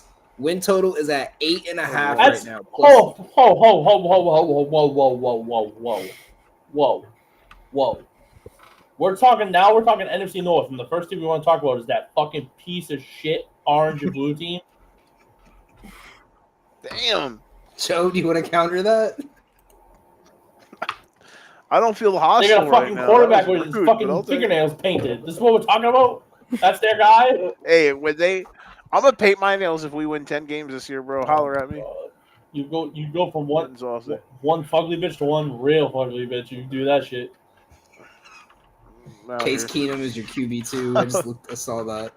Mm-hmm. Listen, man. Are we really going to talk about them first? It's the first one that popped up on the sheet. Yeah, it's alphabetical, buddy. Okay. Huh? Alphabetical. Don't you know Danny's style? He has to go like this every time. A, B, C. Chicago. Bears. A, B, C, D. He's got it like wrote out on his wall. He's got Lydia off to the side going, the Bears are first alphabetically. Listen, man. Here's where I'm at. I'm a realist, as y'all know. Don't you fucking lie to me. You thought Illinois was going to make the playoffs 4 weeks ago. I laid it out in a good way, though. Yeah. I said the Big Ten needs a fourth team to make the playoff. They were the fourth team. It just happened to be that way. Hey, there's a path. I'm with you, Joe. There's a path. But I also said that they could go 8-4 and it would still be a successful year. So, okay. So 8-4 is where like you're fine with it. For Illinois, yeah, they haven't had back-to-back 8-win seasons in forever. I don't think they ever have that. So if they win less than 8 games, would you call the season a failure? If they went 7-5, that'd be pretty disappointing. Okay. Unless they got incredibly beat up. Okay. I'm just letting you know. My whiteboard has all that shit on it, and I'm fucking ready. I'm ready to unleash the flip at the end of the year. I hope I don't have to. I hope we don't have to I'm worry about to about come in that. like Anywho, I'm about to about the come in like Bears. Rambo. Yeah. I think I think that the Bears, crazy take here, they're gonna be good. Do I think they're gonna be great? Probably not. But I think they'll be good. I think they'll be somewhere between 7 and 9 wins. They can. Here's the thing, because the NFL is weird. Because sometimes when you just kind of hit the right window, everything can work. And all of a sudden, you're the Commanders last year and you have 12 wins, and it's like, well, holy shit, how did this happen? I don't think that'll happen with Chicago unless everything goes right, which is like they get incredible variance in one score games. And all of the free agent moves, like especially on the defensive line, like all of those guys pan out. But I do think the fact that they made all of the right upgrades on the offensive line. If Joe Tooney and Drew Dahlman and Jonah Jackson got picked up by like a team that that the media liked, everyone would say that they had like the greatest offseason in the world. But because it's the Bears and they're historically bad on offense, then everyone's gonna say they suck. Same thing, like, and I'm not saying this because I'm not ragging on your team, Don, but I said this earlier. If Caleb Williams, and I love Drake May, I think he's awesome, but if Caleb Williams had Drake May's PR agent, people would be thinking the Bears were going to win like 11 or 12 games this year. With the way people think the Patriots are going to go like 9-8 or 10-7 with a all roster. I know is you don't have a head coach with the shits. My head coach is with the shits. He breaks up fights against bloody. No, Vrabel's a beast. He breaks up fights against bloody. I think Vrabel's a savage. I love Vrabel and I love Drake May. I just think people thinking that they're going to like go from worst to potentially, they're not picking them to go worst to first, but like to win like 10 games and and people like are like no doubt thinking that the Patriots are going to make the playoffs to me. And then they'll think like the Bears are going to go like 8-9 or 7-10 or like 6-11 again when they got the top free agent coach. Their roster is just, I mean, I it's can't whatever. wait for this team to be Matt Nagy 2.0. Maybe he is. I can't wait. Listen, here's what I said months ago. At the end of the day, the Chicago Bears drafted the can't-miss quarterback prospect, and then a year later, after they absolutely decided to just light an entire season on fire, they signed the hot coaching prospect that everybody wanted. So if the Bears can literally do those two things and they still suck, well, they just are destined to be shitty forever. That's where I've landed. But all in all, I think their roster is good. I like all the additions. I don't love the running backs, which is going to be interesting to see how this works. Fuck you! You better put some respect in my guy's name, motherfucker. Who? Kyle Monunga? Yeah, damn right. That's exactly what I was thinking too. I like Monunga. I was hyped when they drafted him in the 7th round. You said you don't like the fucking running back room. Fucking make up your mind here. I just don't know how much he's going to play. That's the thing. I don't know if he's going to make the 53-man roster. I hope he does. Make the 53-man roster. I'm going to tell you, Ben Johnson should get fired immediately. I hope he does because I think he could be good. He could be fun. I couldn't believe that they wasted. I couldn't believe that they waited so long to take a running back. But the kid from Boston College they drafted people like Burden could be good. I like Loveland. I think he's better than Kmet. And I think that they've got a good roster. And if Caleb is good, which he was good last year despite an infinite amount of bad halves and literally the worst coaching in the NFL. And I go on my show on Sundays and Bible thump about how coaching is important. Well, and some people think that I'm crazy and I'm the old man staring at the clouds telling them to get out in front of my house. But oddly enough, the Bears literally had one of the worst coached seasons in league history last year, and all of a sudden, this guy right here, who had 2 thumbs and looked smart last year, while he wanted to die because his NFL team sucked. Me, this guy, that was me. Listen, I think the Bears. I think the Bears could go 9-8 and miss the playoffs, and it would still be a successful year because I think they could actually do that while looking like a normal National Football League team. At the end of the day, for me, that's what I'm hoping for. If they go 8-9 or 9-8, and Caleb is good, and their defense takes a bit of a step back. Like the signings they made don't really pan out, but Caleb is good. The offense is good. They just lose some 1-score games, and they just miss out on the playoffs. I'll be fine because right now for this season, I will do anything just for them for once in my goddamn life to look like a normal football team. That's it. Their ceiling is maybe 10 wins. Depending on if the Lions fall off, maybe they could compete for the division. I wouldn't guess that. I think they'll compete for a wild card spot. The NFC's wide open, so they absolutely could get in. That's where I'm at with the Bears. Case closed. Gavel, gavel. See?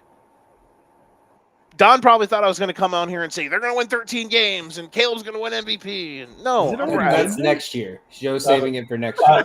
I have a question. Correct. Yes, sir. Do you think Tyreek Stevenson is going to get the heebie-jeebies week 6 on Monday Night Football when they have to go back to Washington? I hope he has a pick 6 on the first drive. They do have a bye week to prepare for it this time. They had a bye week to prepare for it last year. Yeah, but they didn't realize the Hail Mary was coming. Now they get to practice it. They had a bye week to prepare week. for it last year. And actually focus on the Hail Mary. They're just Now, Ben Johnson's just gonna have that clip playing. He's just gonna stare at him like this, like for a whole film session. Let's just call a spade a spade here. Okay. Week 4, Joe and Steve are going to be going at each other's throats because they're both playing each other. I think there's a real world where the Bears end the first month of the season 3-1. What's so?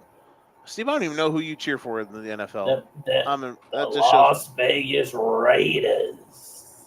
Okay, that's who I thought they played week 4. I didn't realize you were a Raiders fan. It's at Vegas. The Raiders are a team, and we'll talk about them next week. There's a billion different variances with the Raiders. People say like the Bears have this crazy hard schedule. I don't like looking at strength of schedule type stuff in the NFL just because like you play who you play, and it could line up in certain ways. Yeah, you play the NFC North, the AFC North, but you get the Browns, who might arguably be the worst team in the league, and the Steelers, where you get Rodgers at home. I know that Rodgers has had your number over the past, decade, but he's not the same guy, and he might not even be fucking playing by week 12. He might be hurt. So yeah. Mm-hmm. Yeah, I think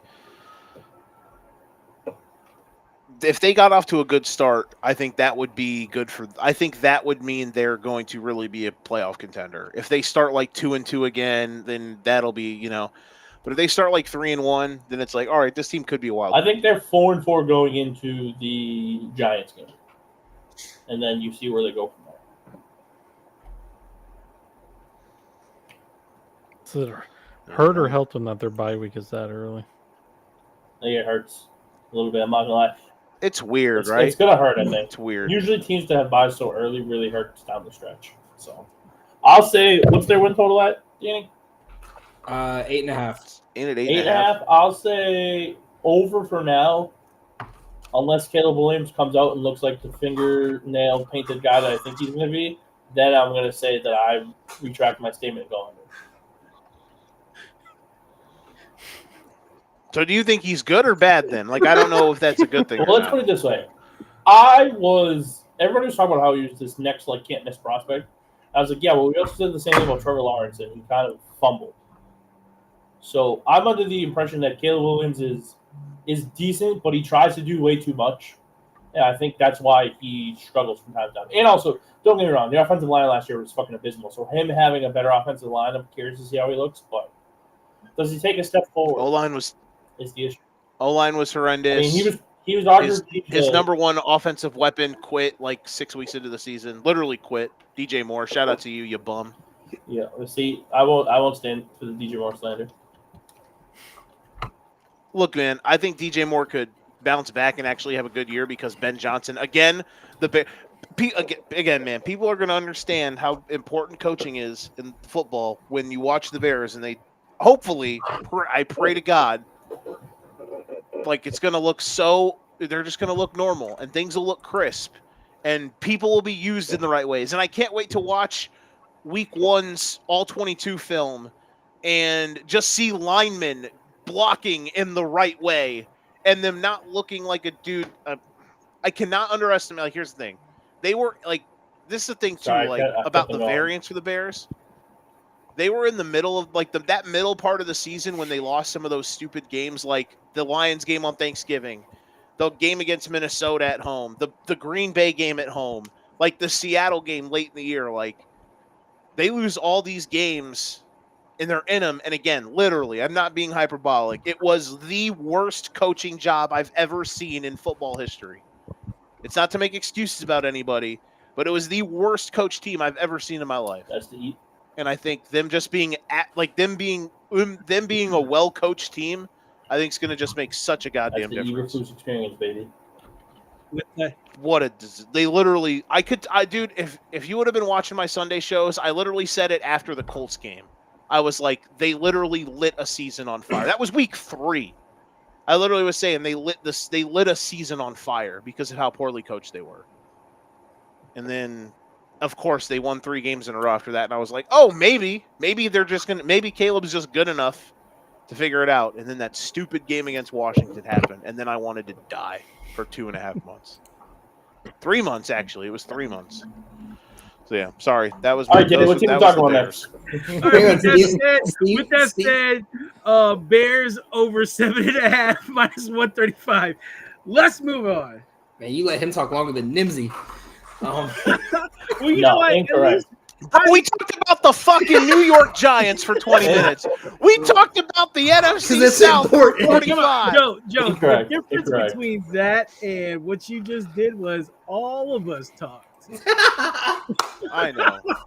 Y'all can give opinions. Well, no, see, I tried, and then as I'm trying to give my thought, you're still going on your rant, and I'm sitting there, and I'm like, I love how he started the whole thing with Ah, I'm a realist, ah. and then proceeded to just give us everything. But Joe, with that said, over 7.5, y'all better win 8 games. All right, we would do I'm an opinionated we man. would do the Sunday They're show, polarizing. and they would be like, hey, Joe's gonna give his plays for 10 minutes, and then you're gonna give your plays for 10 minutes.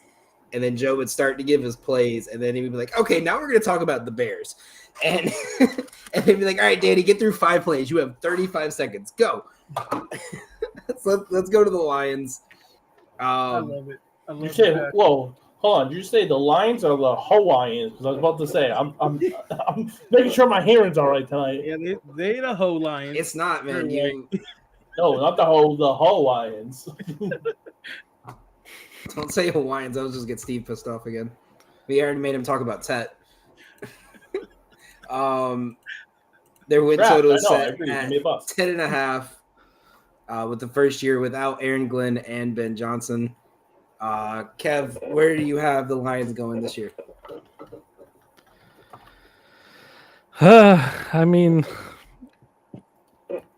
for me, I still have question marks about their basically physical therapy, I guess is the way I want to put it. Like, we alluded to it earlier, like, are they going to be healthy? Or are they going to lose a bunch of guys again?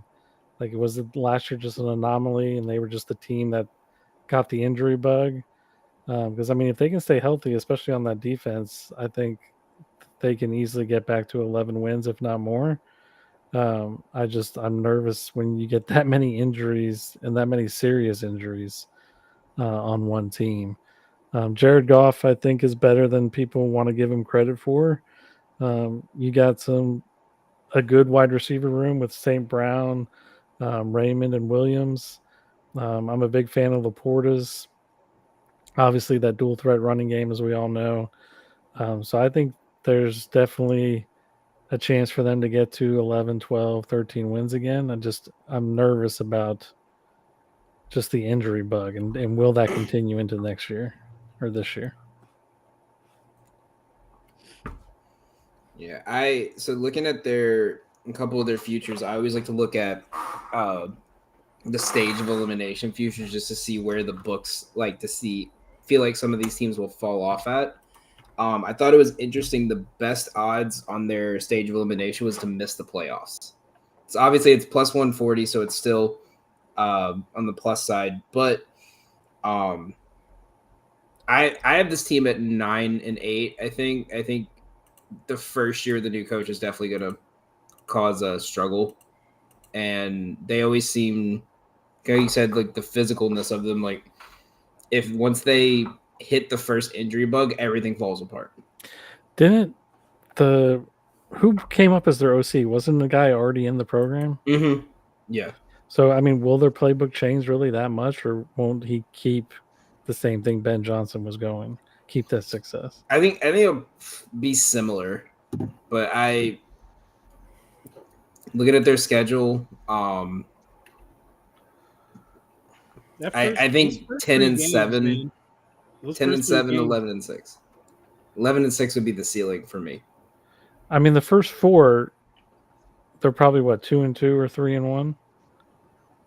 Arguably, Yeah. I mean, they're beating Cleveland for sure, right?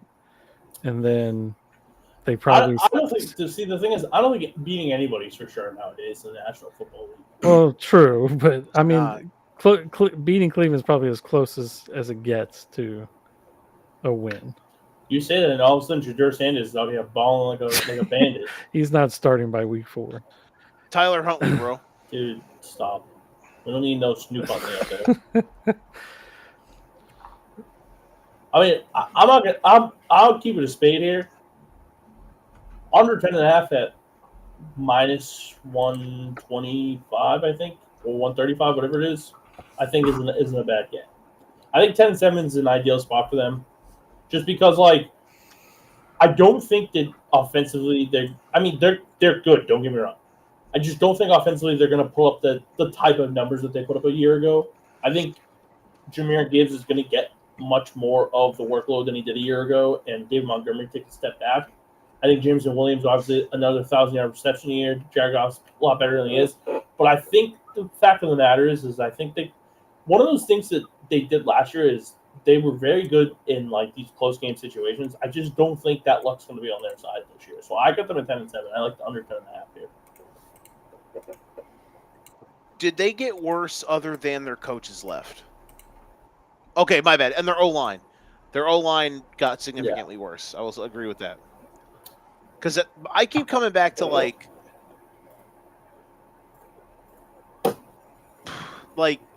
they went 15-2 and literally they were a mash unit by the time we got to January.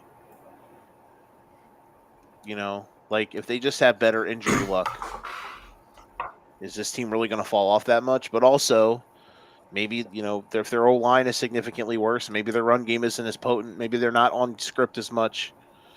So we'll see. I really love this team. I really adore what they've become.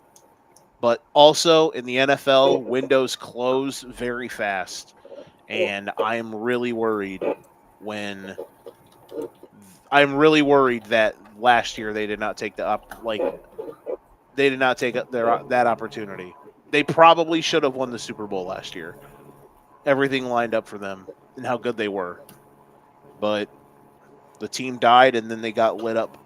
They had their defense get lit up, and Jared Goff played the worst game he's played in 2 or 3 years, all in the same night. So I worry that their window just kind of slammed right on their hands while they were about to climb through it. It's a ruthless league, man. It's a ruthless league. I guess the real question is, how many touchdowns does Dan Skipper catch this year? 7. I like it. Plus, it's plus 210. No, I didn't. Steve, what do you got on the Lions? I'm struggling. Over 10.5, under 10.5. I feel like you know what, Steve? The evidence has been laid. What's up? You know what, Steve? I'm going to give you a word of advice. You ready for this? Trust your gut. What is your gut telling you right now? Under 10.5. Take it. Minus 135. Throwing it on the parlay. Heard it here first, fellas. Steve's gut says under. Trust the gut.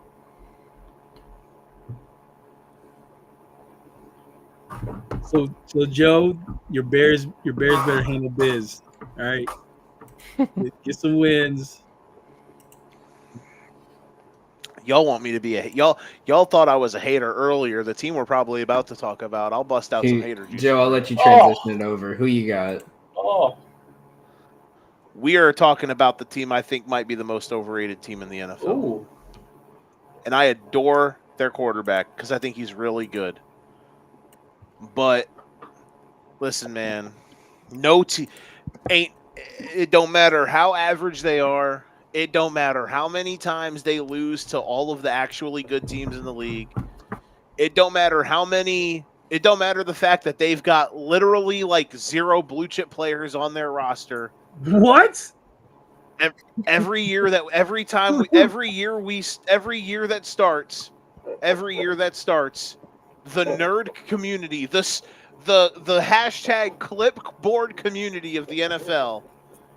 Who's your NFC champion? I gotta go with the Packers, man. Every year, death taxes and the nerd culture of the National Football League pick the Packers to go to the Super Bowl. It's gonna happen again this year. Can't wait for it. It's already been happening.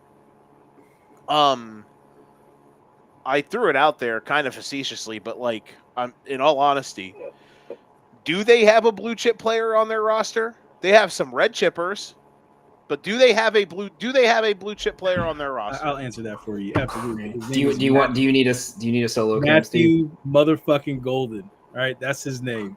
That's He's good, but he ain't a blue chipper yet. Steve, I'm not gonna let you get away with that. Fucking Texas. But what I will get away with, Steve, is that the play for this division is taking the Packers to win it at plus 240. I mean, I would hope that is a bet on the Lions' regression more than anything, because I don't know. I don't see it with the Packers. Everyone tries to tell me that their defense was good last year, and it was like, well, I saw you just get murked in every meaningful spot. Like Rashawn Gary's a solid player. They have solid players everywhere. They are out here trying to win with like role players. So good on them for being different. They are trying to be like the 04 Pistons of just a bunch of role players. Can Jordan Love be our Chauncey Billups? Oh my God. Did you not watch anything that Josh Jacobs did last year for that fucking team?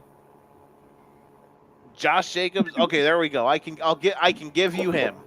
I can give you him as a blue chip player. Congratulations. We've got one blue chipper. Yeah, Joe, we've got one. Take off those hater tinted glasses. And I'm being incredibly generous saying Josh Jacobs is a blue chip player, by the way. You know what you need to do is you need to take. They have a blue chip coach. Take your hater glasses, blue chip coach. Take the motherfuckers off for a second. Yeah, Joe. I love how when I go on a rant, Don gets the glasses. When Joe goes on a rant, he just takes the headphones.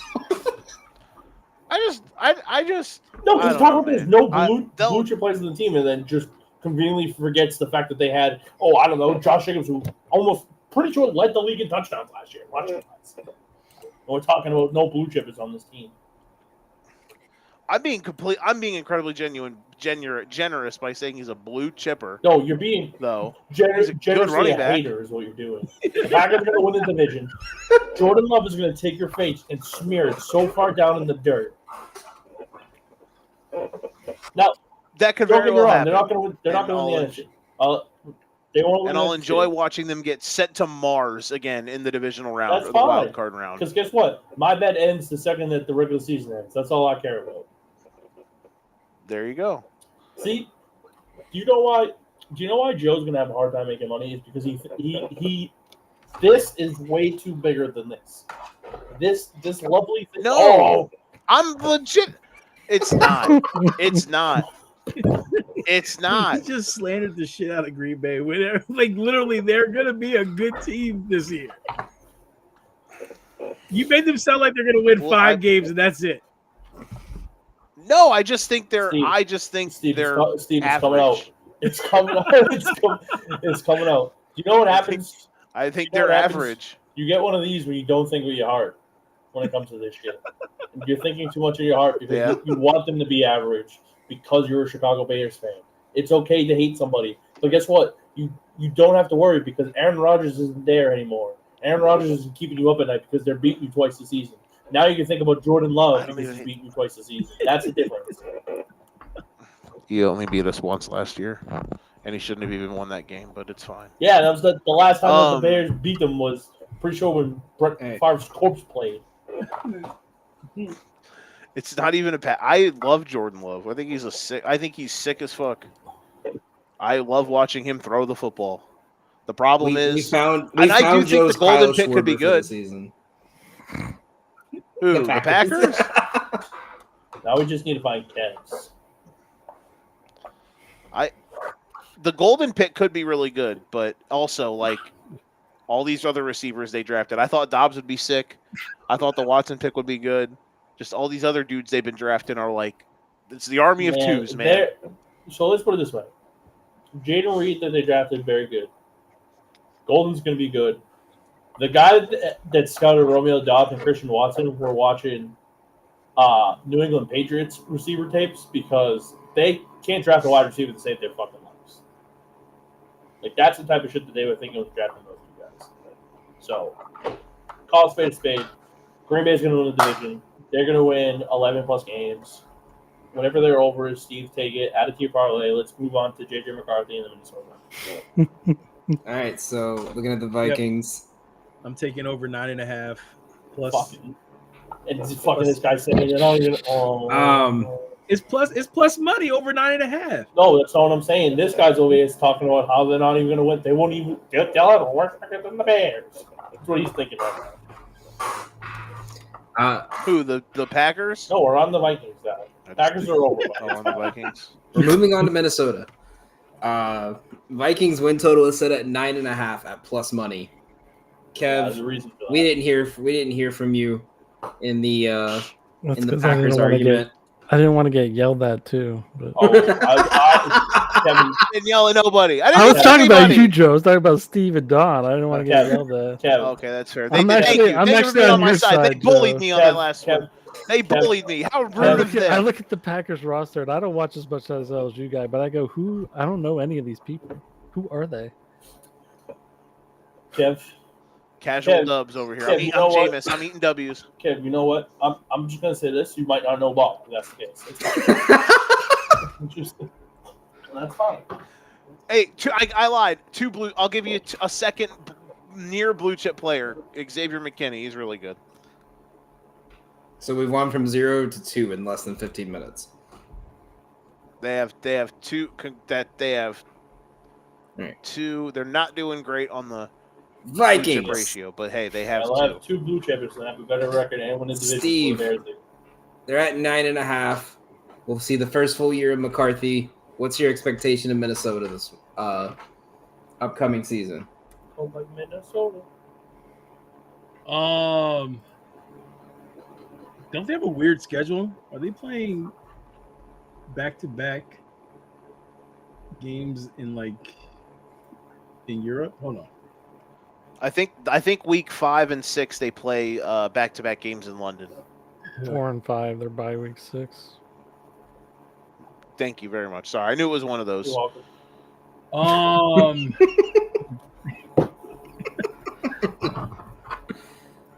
So yeah, they start the season Chicago, Atlanta, Cincy, Pittsburgh, Cleveland. What are the odds that Max Brosmer starts for them at some point during the season? I hope not.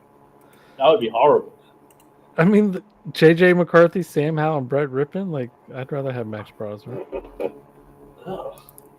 Now I came here for those takes. Did you, Joe? That's a take that I'm here for. That's what I'm looking for. Hell yeah, Max Brosmer. Let's talk about the fortunate quarterback that might not even be on the roster in a couple of weeks. Let's go. We're going to talk about Bill. Looking at their schedule, I mean, best I can give you is 8 wins. question marks at quarterback. Steve, take the under. Oh, absolutely. Take the Under was auto play, and that was in this spot. Hey, Um, they don't have a wide my receiver my for the first 3 weeks. Jordan Addison suspended. Jordan Addison got his Georgia Bulldogs They'll on. have to rely on guys like Rondale Moore and Lucky Jackson to be the wide receiver too. So, guys, if you're listening, all those whispers you heard are all the reasons why I'm gonna back the under for the Minnesota Vikings. I hate to do my cousin Justin dirty like this, but we're going under, man. You always got to shout out the Jefferson clan, man. Out here.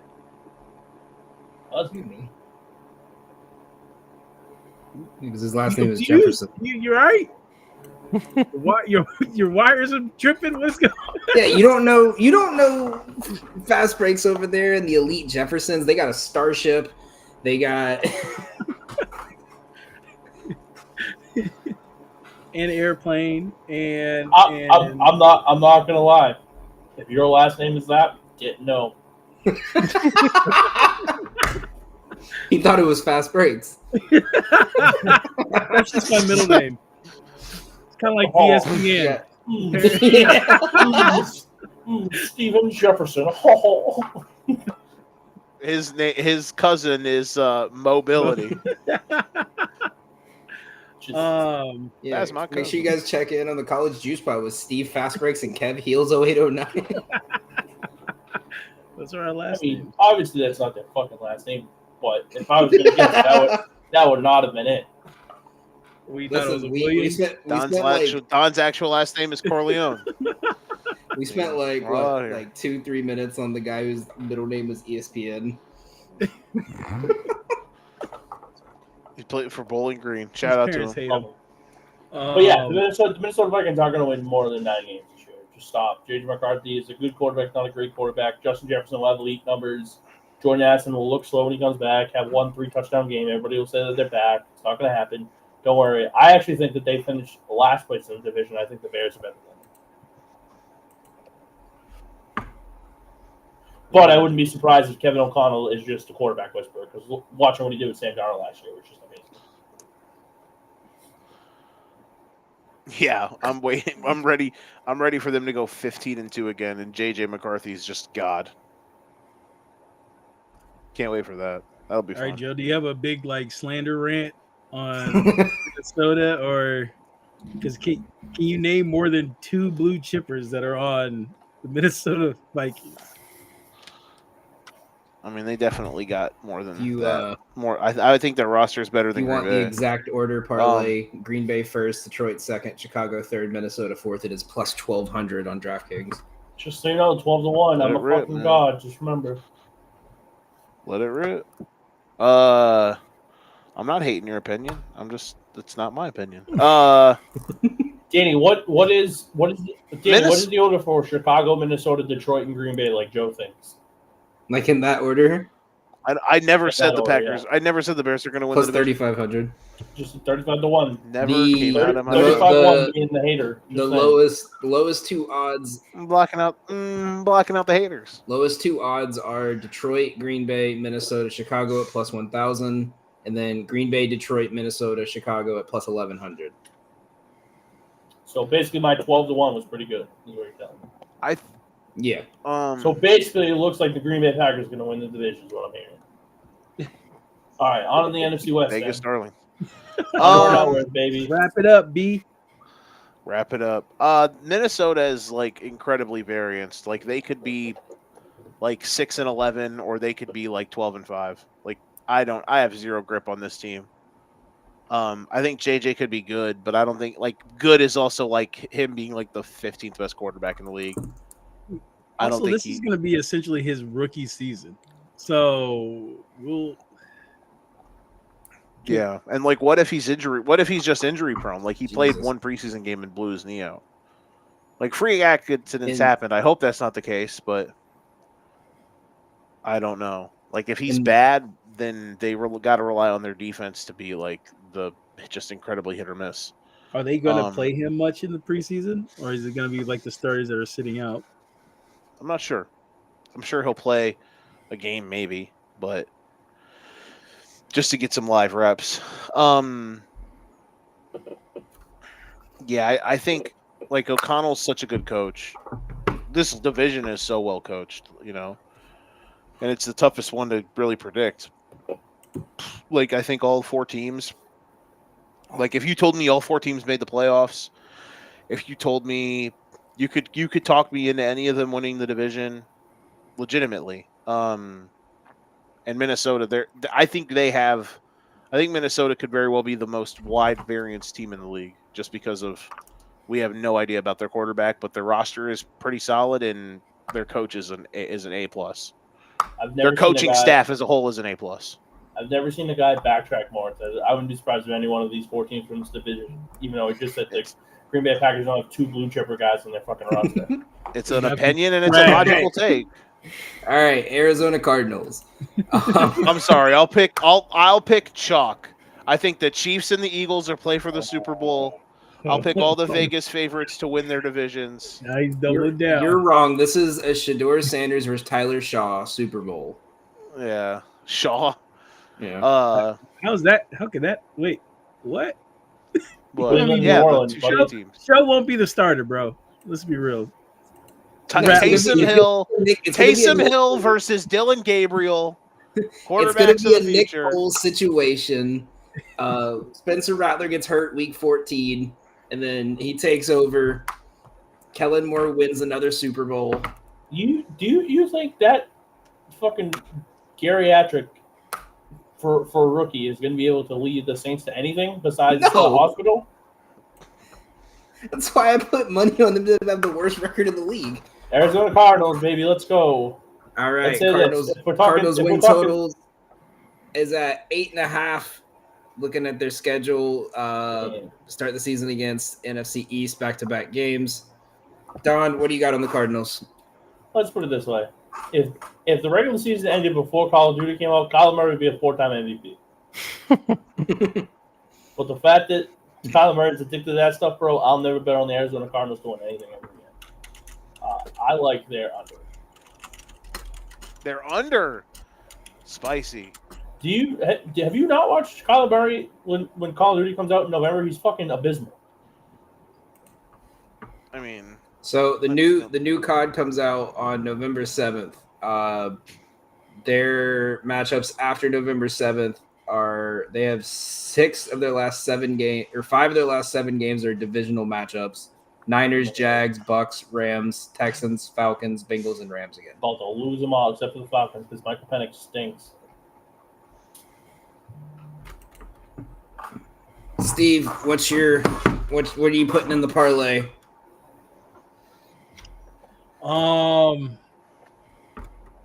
With the lines 8.5. Yep. Plus money on the under.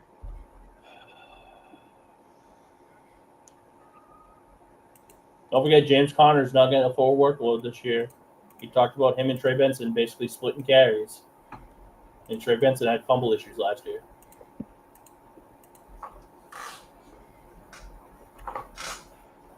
And what do you think about Maserati Mob? You think he takes a step forward this year? I feel better taking the under on this team. I just don't. I'm trying to correlate it with the regression we're going to see from San Francisco. Don't tell Vegas that. Yeah. That's San the real Francisco has the highest win total. That's the real most overrated team in the league. But I'm going under 9.5 wins. For me, their ceiling is 8 and 9. I think is where I have them.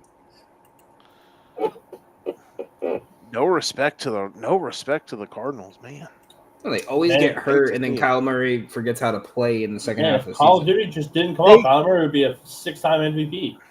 Yeah, it feels like Arizona's always figured out in the second half of the season. Like it's just they look like they're gonna make a step forward, and then that second half hits, and Yeah, when their coach was If Kyler Murray plays baseball, he'd be able to play COD like sweat.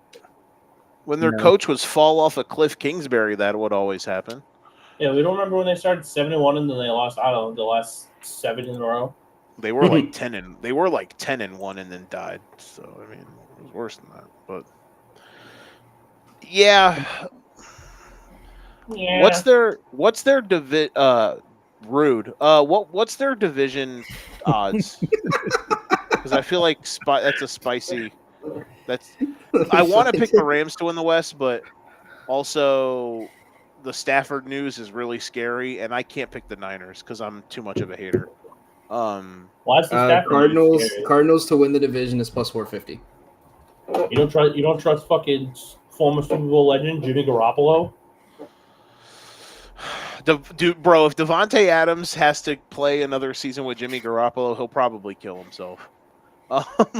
I'm terrified for Devontae Adams. Because he's probably thinking, like, God damn it, I just got out of this hellhole. And then Stafford gets hurt. I'd feel terrible for him. In all seriousness, though, like, I think that's a fun long shot. Cardinals to win the West. Plus 380, it's not really a long shot.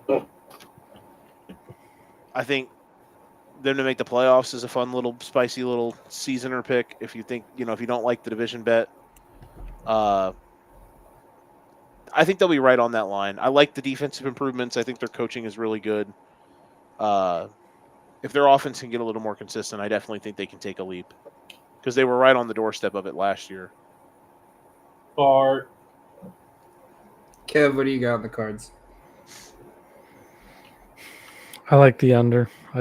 Can we really trust, as you guys already pointed out, Kyler Murray the last half of the season? This guy gets it.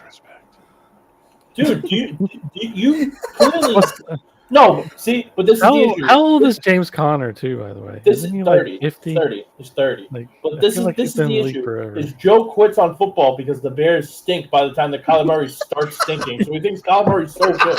That's the issue here.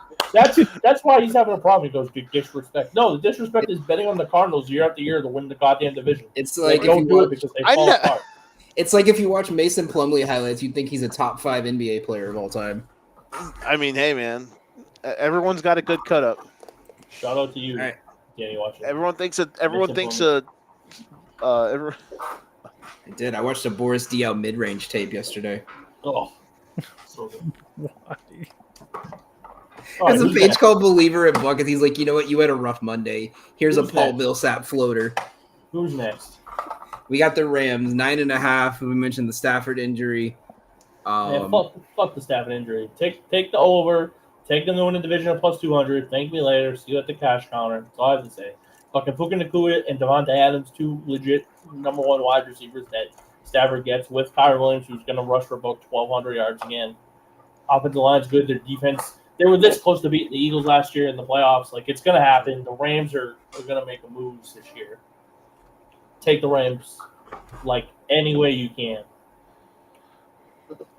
If he's able to be healthy and play, then everything Don just said I'm in on. I think the Rams are sick. I think their young defensive guys have taken the right steps. I think all those guys are going to continue to get better. And McVay is a wizard. Adding Devontae Adams is pretty nasty.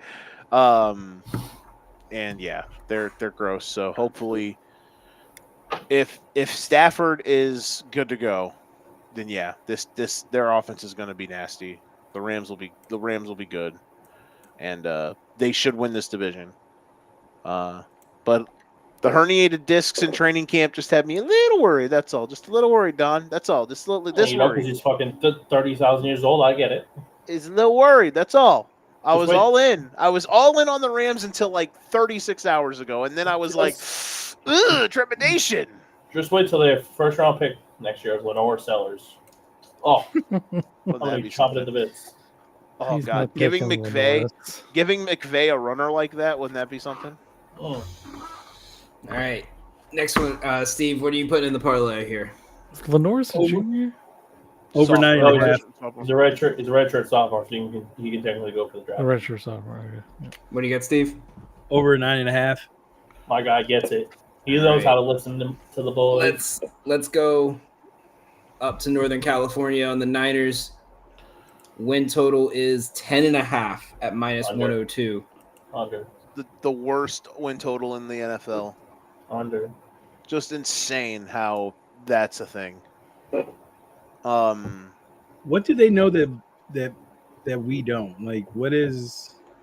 They know that usually they have to play the Panthers, and the Saints and the Giants. Congrats. They know usually after a season where they stink, they make the playoffs and make it to the NFC Championship game. That's what it is. And they also have to play the AFC South too, so it's like. And people think that McCaffrey's going to be fully healthy this year. Yeah, he's 32-year-old. Feels like. People think that it's a slam. Like if he's healthy, he'll be awesome. But people think it's a slam dunk. McCaffrey's going to come back when he came off of both Achilles being hurt last year. Yeah, he's also because their RB2 and RB3 are still hurt, so he's going to be the only running back.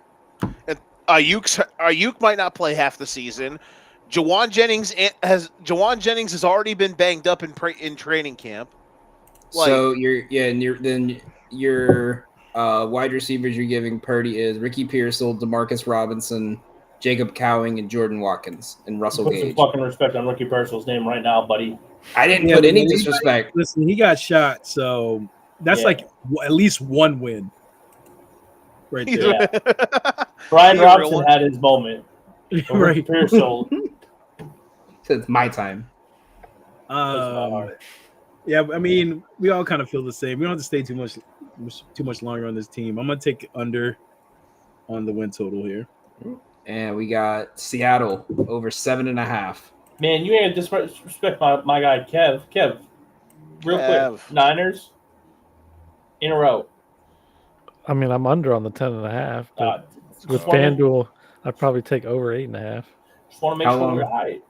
Real question: how long till Curtis Rourke starts in San Francisco? I fucking hope immediately. He might fucking be there. New Brock Purdy. They're just gonna see if I would have given my Packers rant on the Niners, then Don would have been all over it. But because it was the Packers, Don disowned me. Because you were hating on a team they're like you said that damn well. You said no blue chip, knowing damn well you're right next to a Texas fan. He literally sits there. And goes, "Oh, what's this?" Matthew Cole's not a blue chipper yet. He's a rookie. He's not a blue chip player. I know. I'm with you, Joe. I got your back. Somebody has to. I'm out here on an island. Hey, don't get me wrong.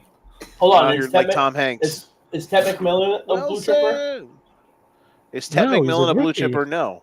Okay, just make sure. We're just making sure the level's the same. That's all I'm asking. Good, fantastic. You had said yes, then Steve would have blown up right on there. I think blacked out. I think he was a better wide receiver than Golden in college, but I think Golden could. I think Golden. Move on. I'm not falling for this fucking bait. Hold on. Hates so much. Someone brought King's Hawaiian rolls to work, and he's tossed them in the trash. I think Golden could be better than Ted as a rookie. I think he will. I think he'll be better than Ted as a rookie. Okay. Well, if you saw what I put in the fantasy forecast, you'll know why Ted won't be good this year. It's fine. Just so you know. The last team, Seattle Seahawks. Seattle Seahawks win total at 7.5. Obviously bringing in Cooper Kupp into the wide receiver room. Kev, we'll start with you. I mean, honestly, I like their wide receiver group. Bringing in Cooper Kupp, you drafted my guy Torrey Horton. He did have some injury in his last year there at Colorado State, but I think he's a solid guy. Ricky White, they also brought in through the draft. But with Sam Darnold isn't going to be the same guy he was in Minnesota. So, what was their win total? 7.5. Do we see Milroe this year at all? Fuck no. There's a better chance that I'm going to go play quarterback for an NFL team than Jalen Milroe. There's a better chance. I will say this. Did stick up for him. Didn't we say the same thing about Jalen Hurts 4 or 5 years ago? Nope. No, bro, I did not feel the same. No, absolutely not. Let me say this to you. I have a better feeling of 7th round draft pick Curtis Rourke starting in a game before Jalen Miller. I never thought Jalen Hurts was really good. until like it just kind of slapped. It kind of hit you like a dump truck that he was actually a good player. Doesn't know ball.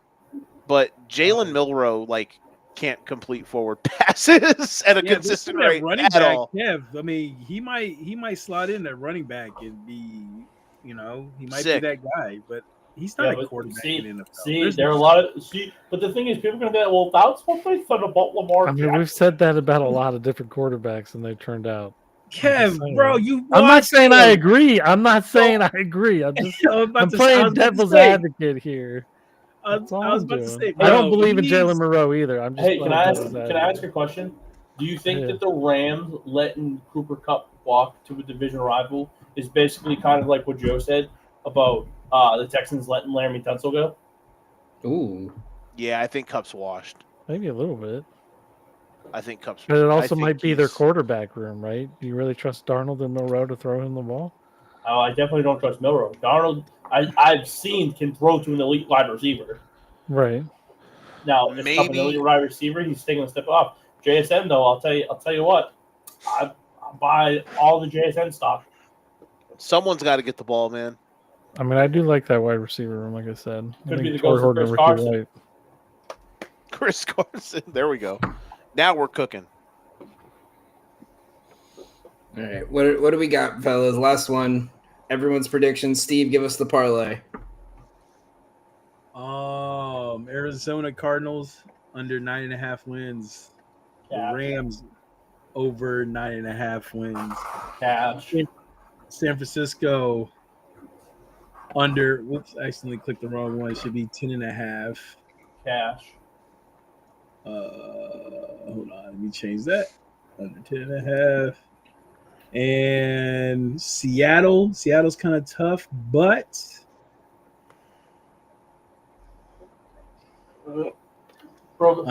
under 8.5. Take under 7.5. We'll see. Under 8.5.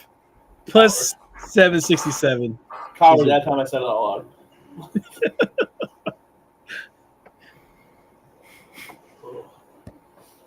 Seattle's beating the Raiders right now.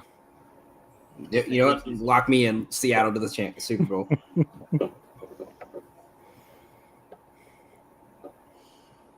Did Jalen? So now preseason games count. I'll remember that. You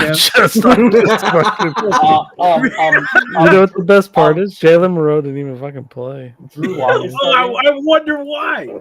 Drew Lock is starting. Yeah, Jalen Moreau's not even gonna play. God, he is. Don't worry, because Julio Aiden O'Connell's playing for you guys. Torrey Horton's dominating against second and third stringers. With the boost from FanDuel, Steve, I got it at plus 970. Steve, I didn't know Torrey Holt getting 3 for 31 on the touchdown was dominating.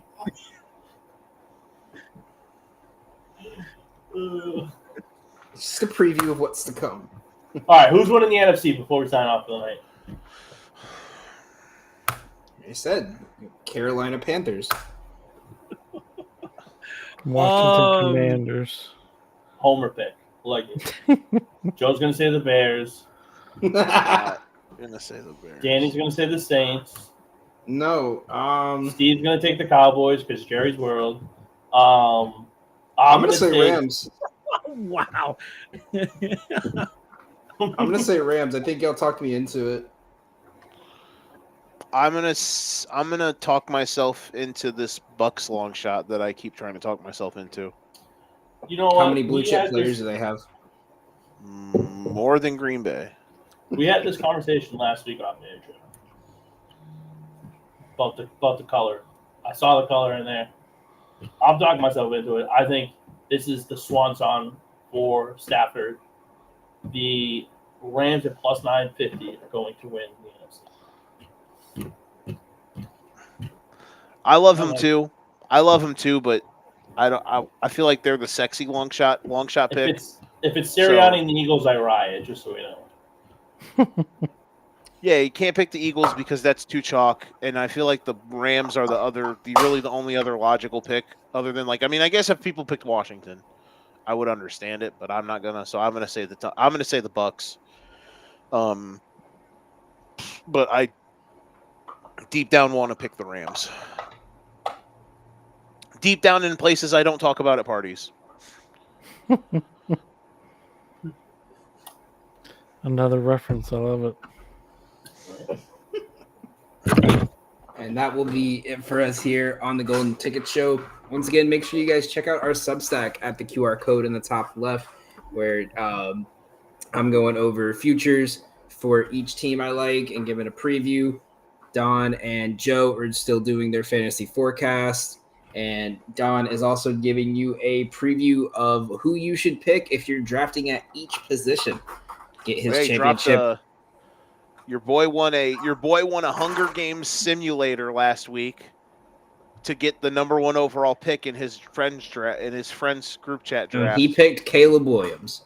So your boy followed along that pick 101 guide that Don threw out there. So you came in very good timing. Don, if you could give an answer to Lydia had a question, but she fell asleep before she could ask it. She has pick 10 in a 12-man draft. She wants Derrick Henry. Should she wait to the second round or use their first pick? Don't wait till the second round. No one's picking Derrick Henry in the first round. It's ladies' league, so I don't know. I watched Yeah, it but guess last what? year. Guess what? Patrick He's Mahomes not got picked second overall. Well, that's the thing. He's not a sexy human being. No one's gonna go, So damn, give me who that. should she take at big 10? company." This is gonna be Sam Hartman, first round. RC Ball Jawline. Let's see. And if Neighbors is there, I'd go him. Honestly, I would just throw a stab in the dark and just if McCaffrey's there at 10, man, you got to pull the trigger and take him. But he's also handsome, so he could go early. Yeah, that is true. We'll have to be on like speed dial where it's just like, oh, who do I take here? And it's just me watching along on the sleeper app as Danny just keeps pushing to go, oh, this guy's available. Take them. High floor, great ceiling. Everything you give after like round 4, she'll be like, "Who the fuck is that?" Exactly. I'll tell you one sexy name to take in the 10th round: Emeka Abuka. Oh yeah, I'm getting him and Mike Evans. But that'll be it for us here. Make sure you guys check out again our Substack page. Check out all of our socials at Joe the Show Winkle, QCSN, Fast Breaks, Heels 0809, the Don Corleone Jones. And also make sure you guys sign up for our fantasy football charity league, the Toys for Tot League. Signups are still going on now. We have a bunch of leagues going out. I think it's a record right now. Right, Joe? We broke the record. We did. We broke the record. We've been still hammering it out. So you got time still, a couple more weeks to join. Please do donate to a good cause. We also got merch that has come out. There's a sick Hancock and Winkle and Jarvis like law firm shirt about fantasy football. You can buy there. You can buy little animated things on there. So, you know. Don, I'm working on getting them to get a shirt of your quote about sometimes you got to go after the fat chick at the bar. It's a good one. So yeah, make it a cutoff so I can go to the gym with it. There you go. I talked him into what are we doing here? Mm-hmm. Yeah, we really appreciate everybody that signed up and joins and supports everything we do. We really appreciate it. Go join that Substack. There's so much great content on there. All of the guys here, they bust their ass to put stuff out. We got a daily newsletter. We got daily stuff coming. And again, if we're doing all this for the offseason, just wait until all the games start. We got so much great content coming out. Next week, we got the AFC preview. The week after that will be a futures forecast, as well as week zero stuff. 2 weeks from tonight's the first $100 picks episode. So we'll be starting to fire those puppies up. I think it's just going to all be NFL futures that we'll do for that one.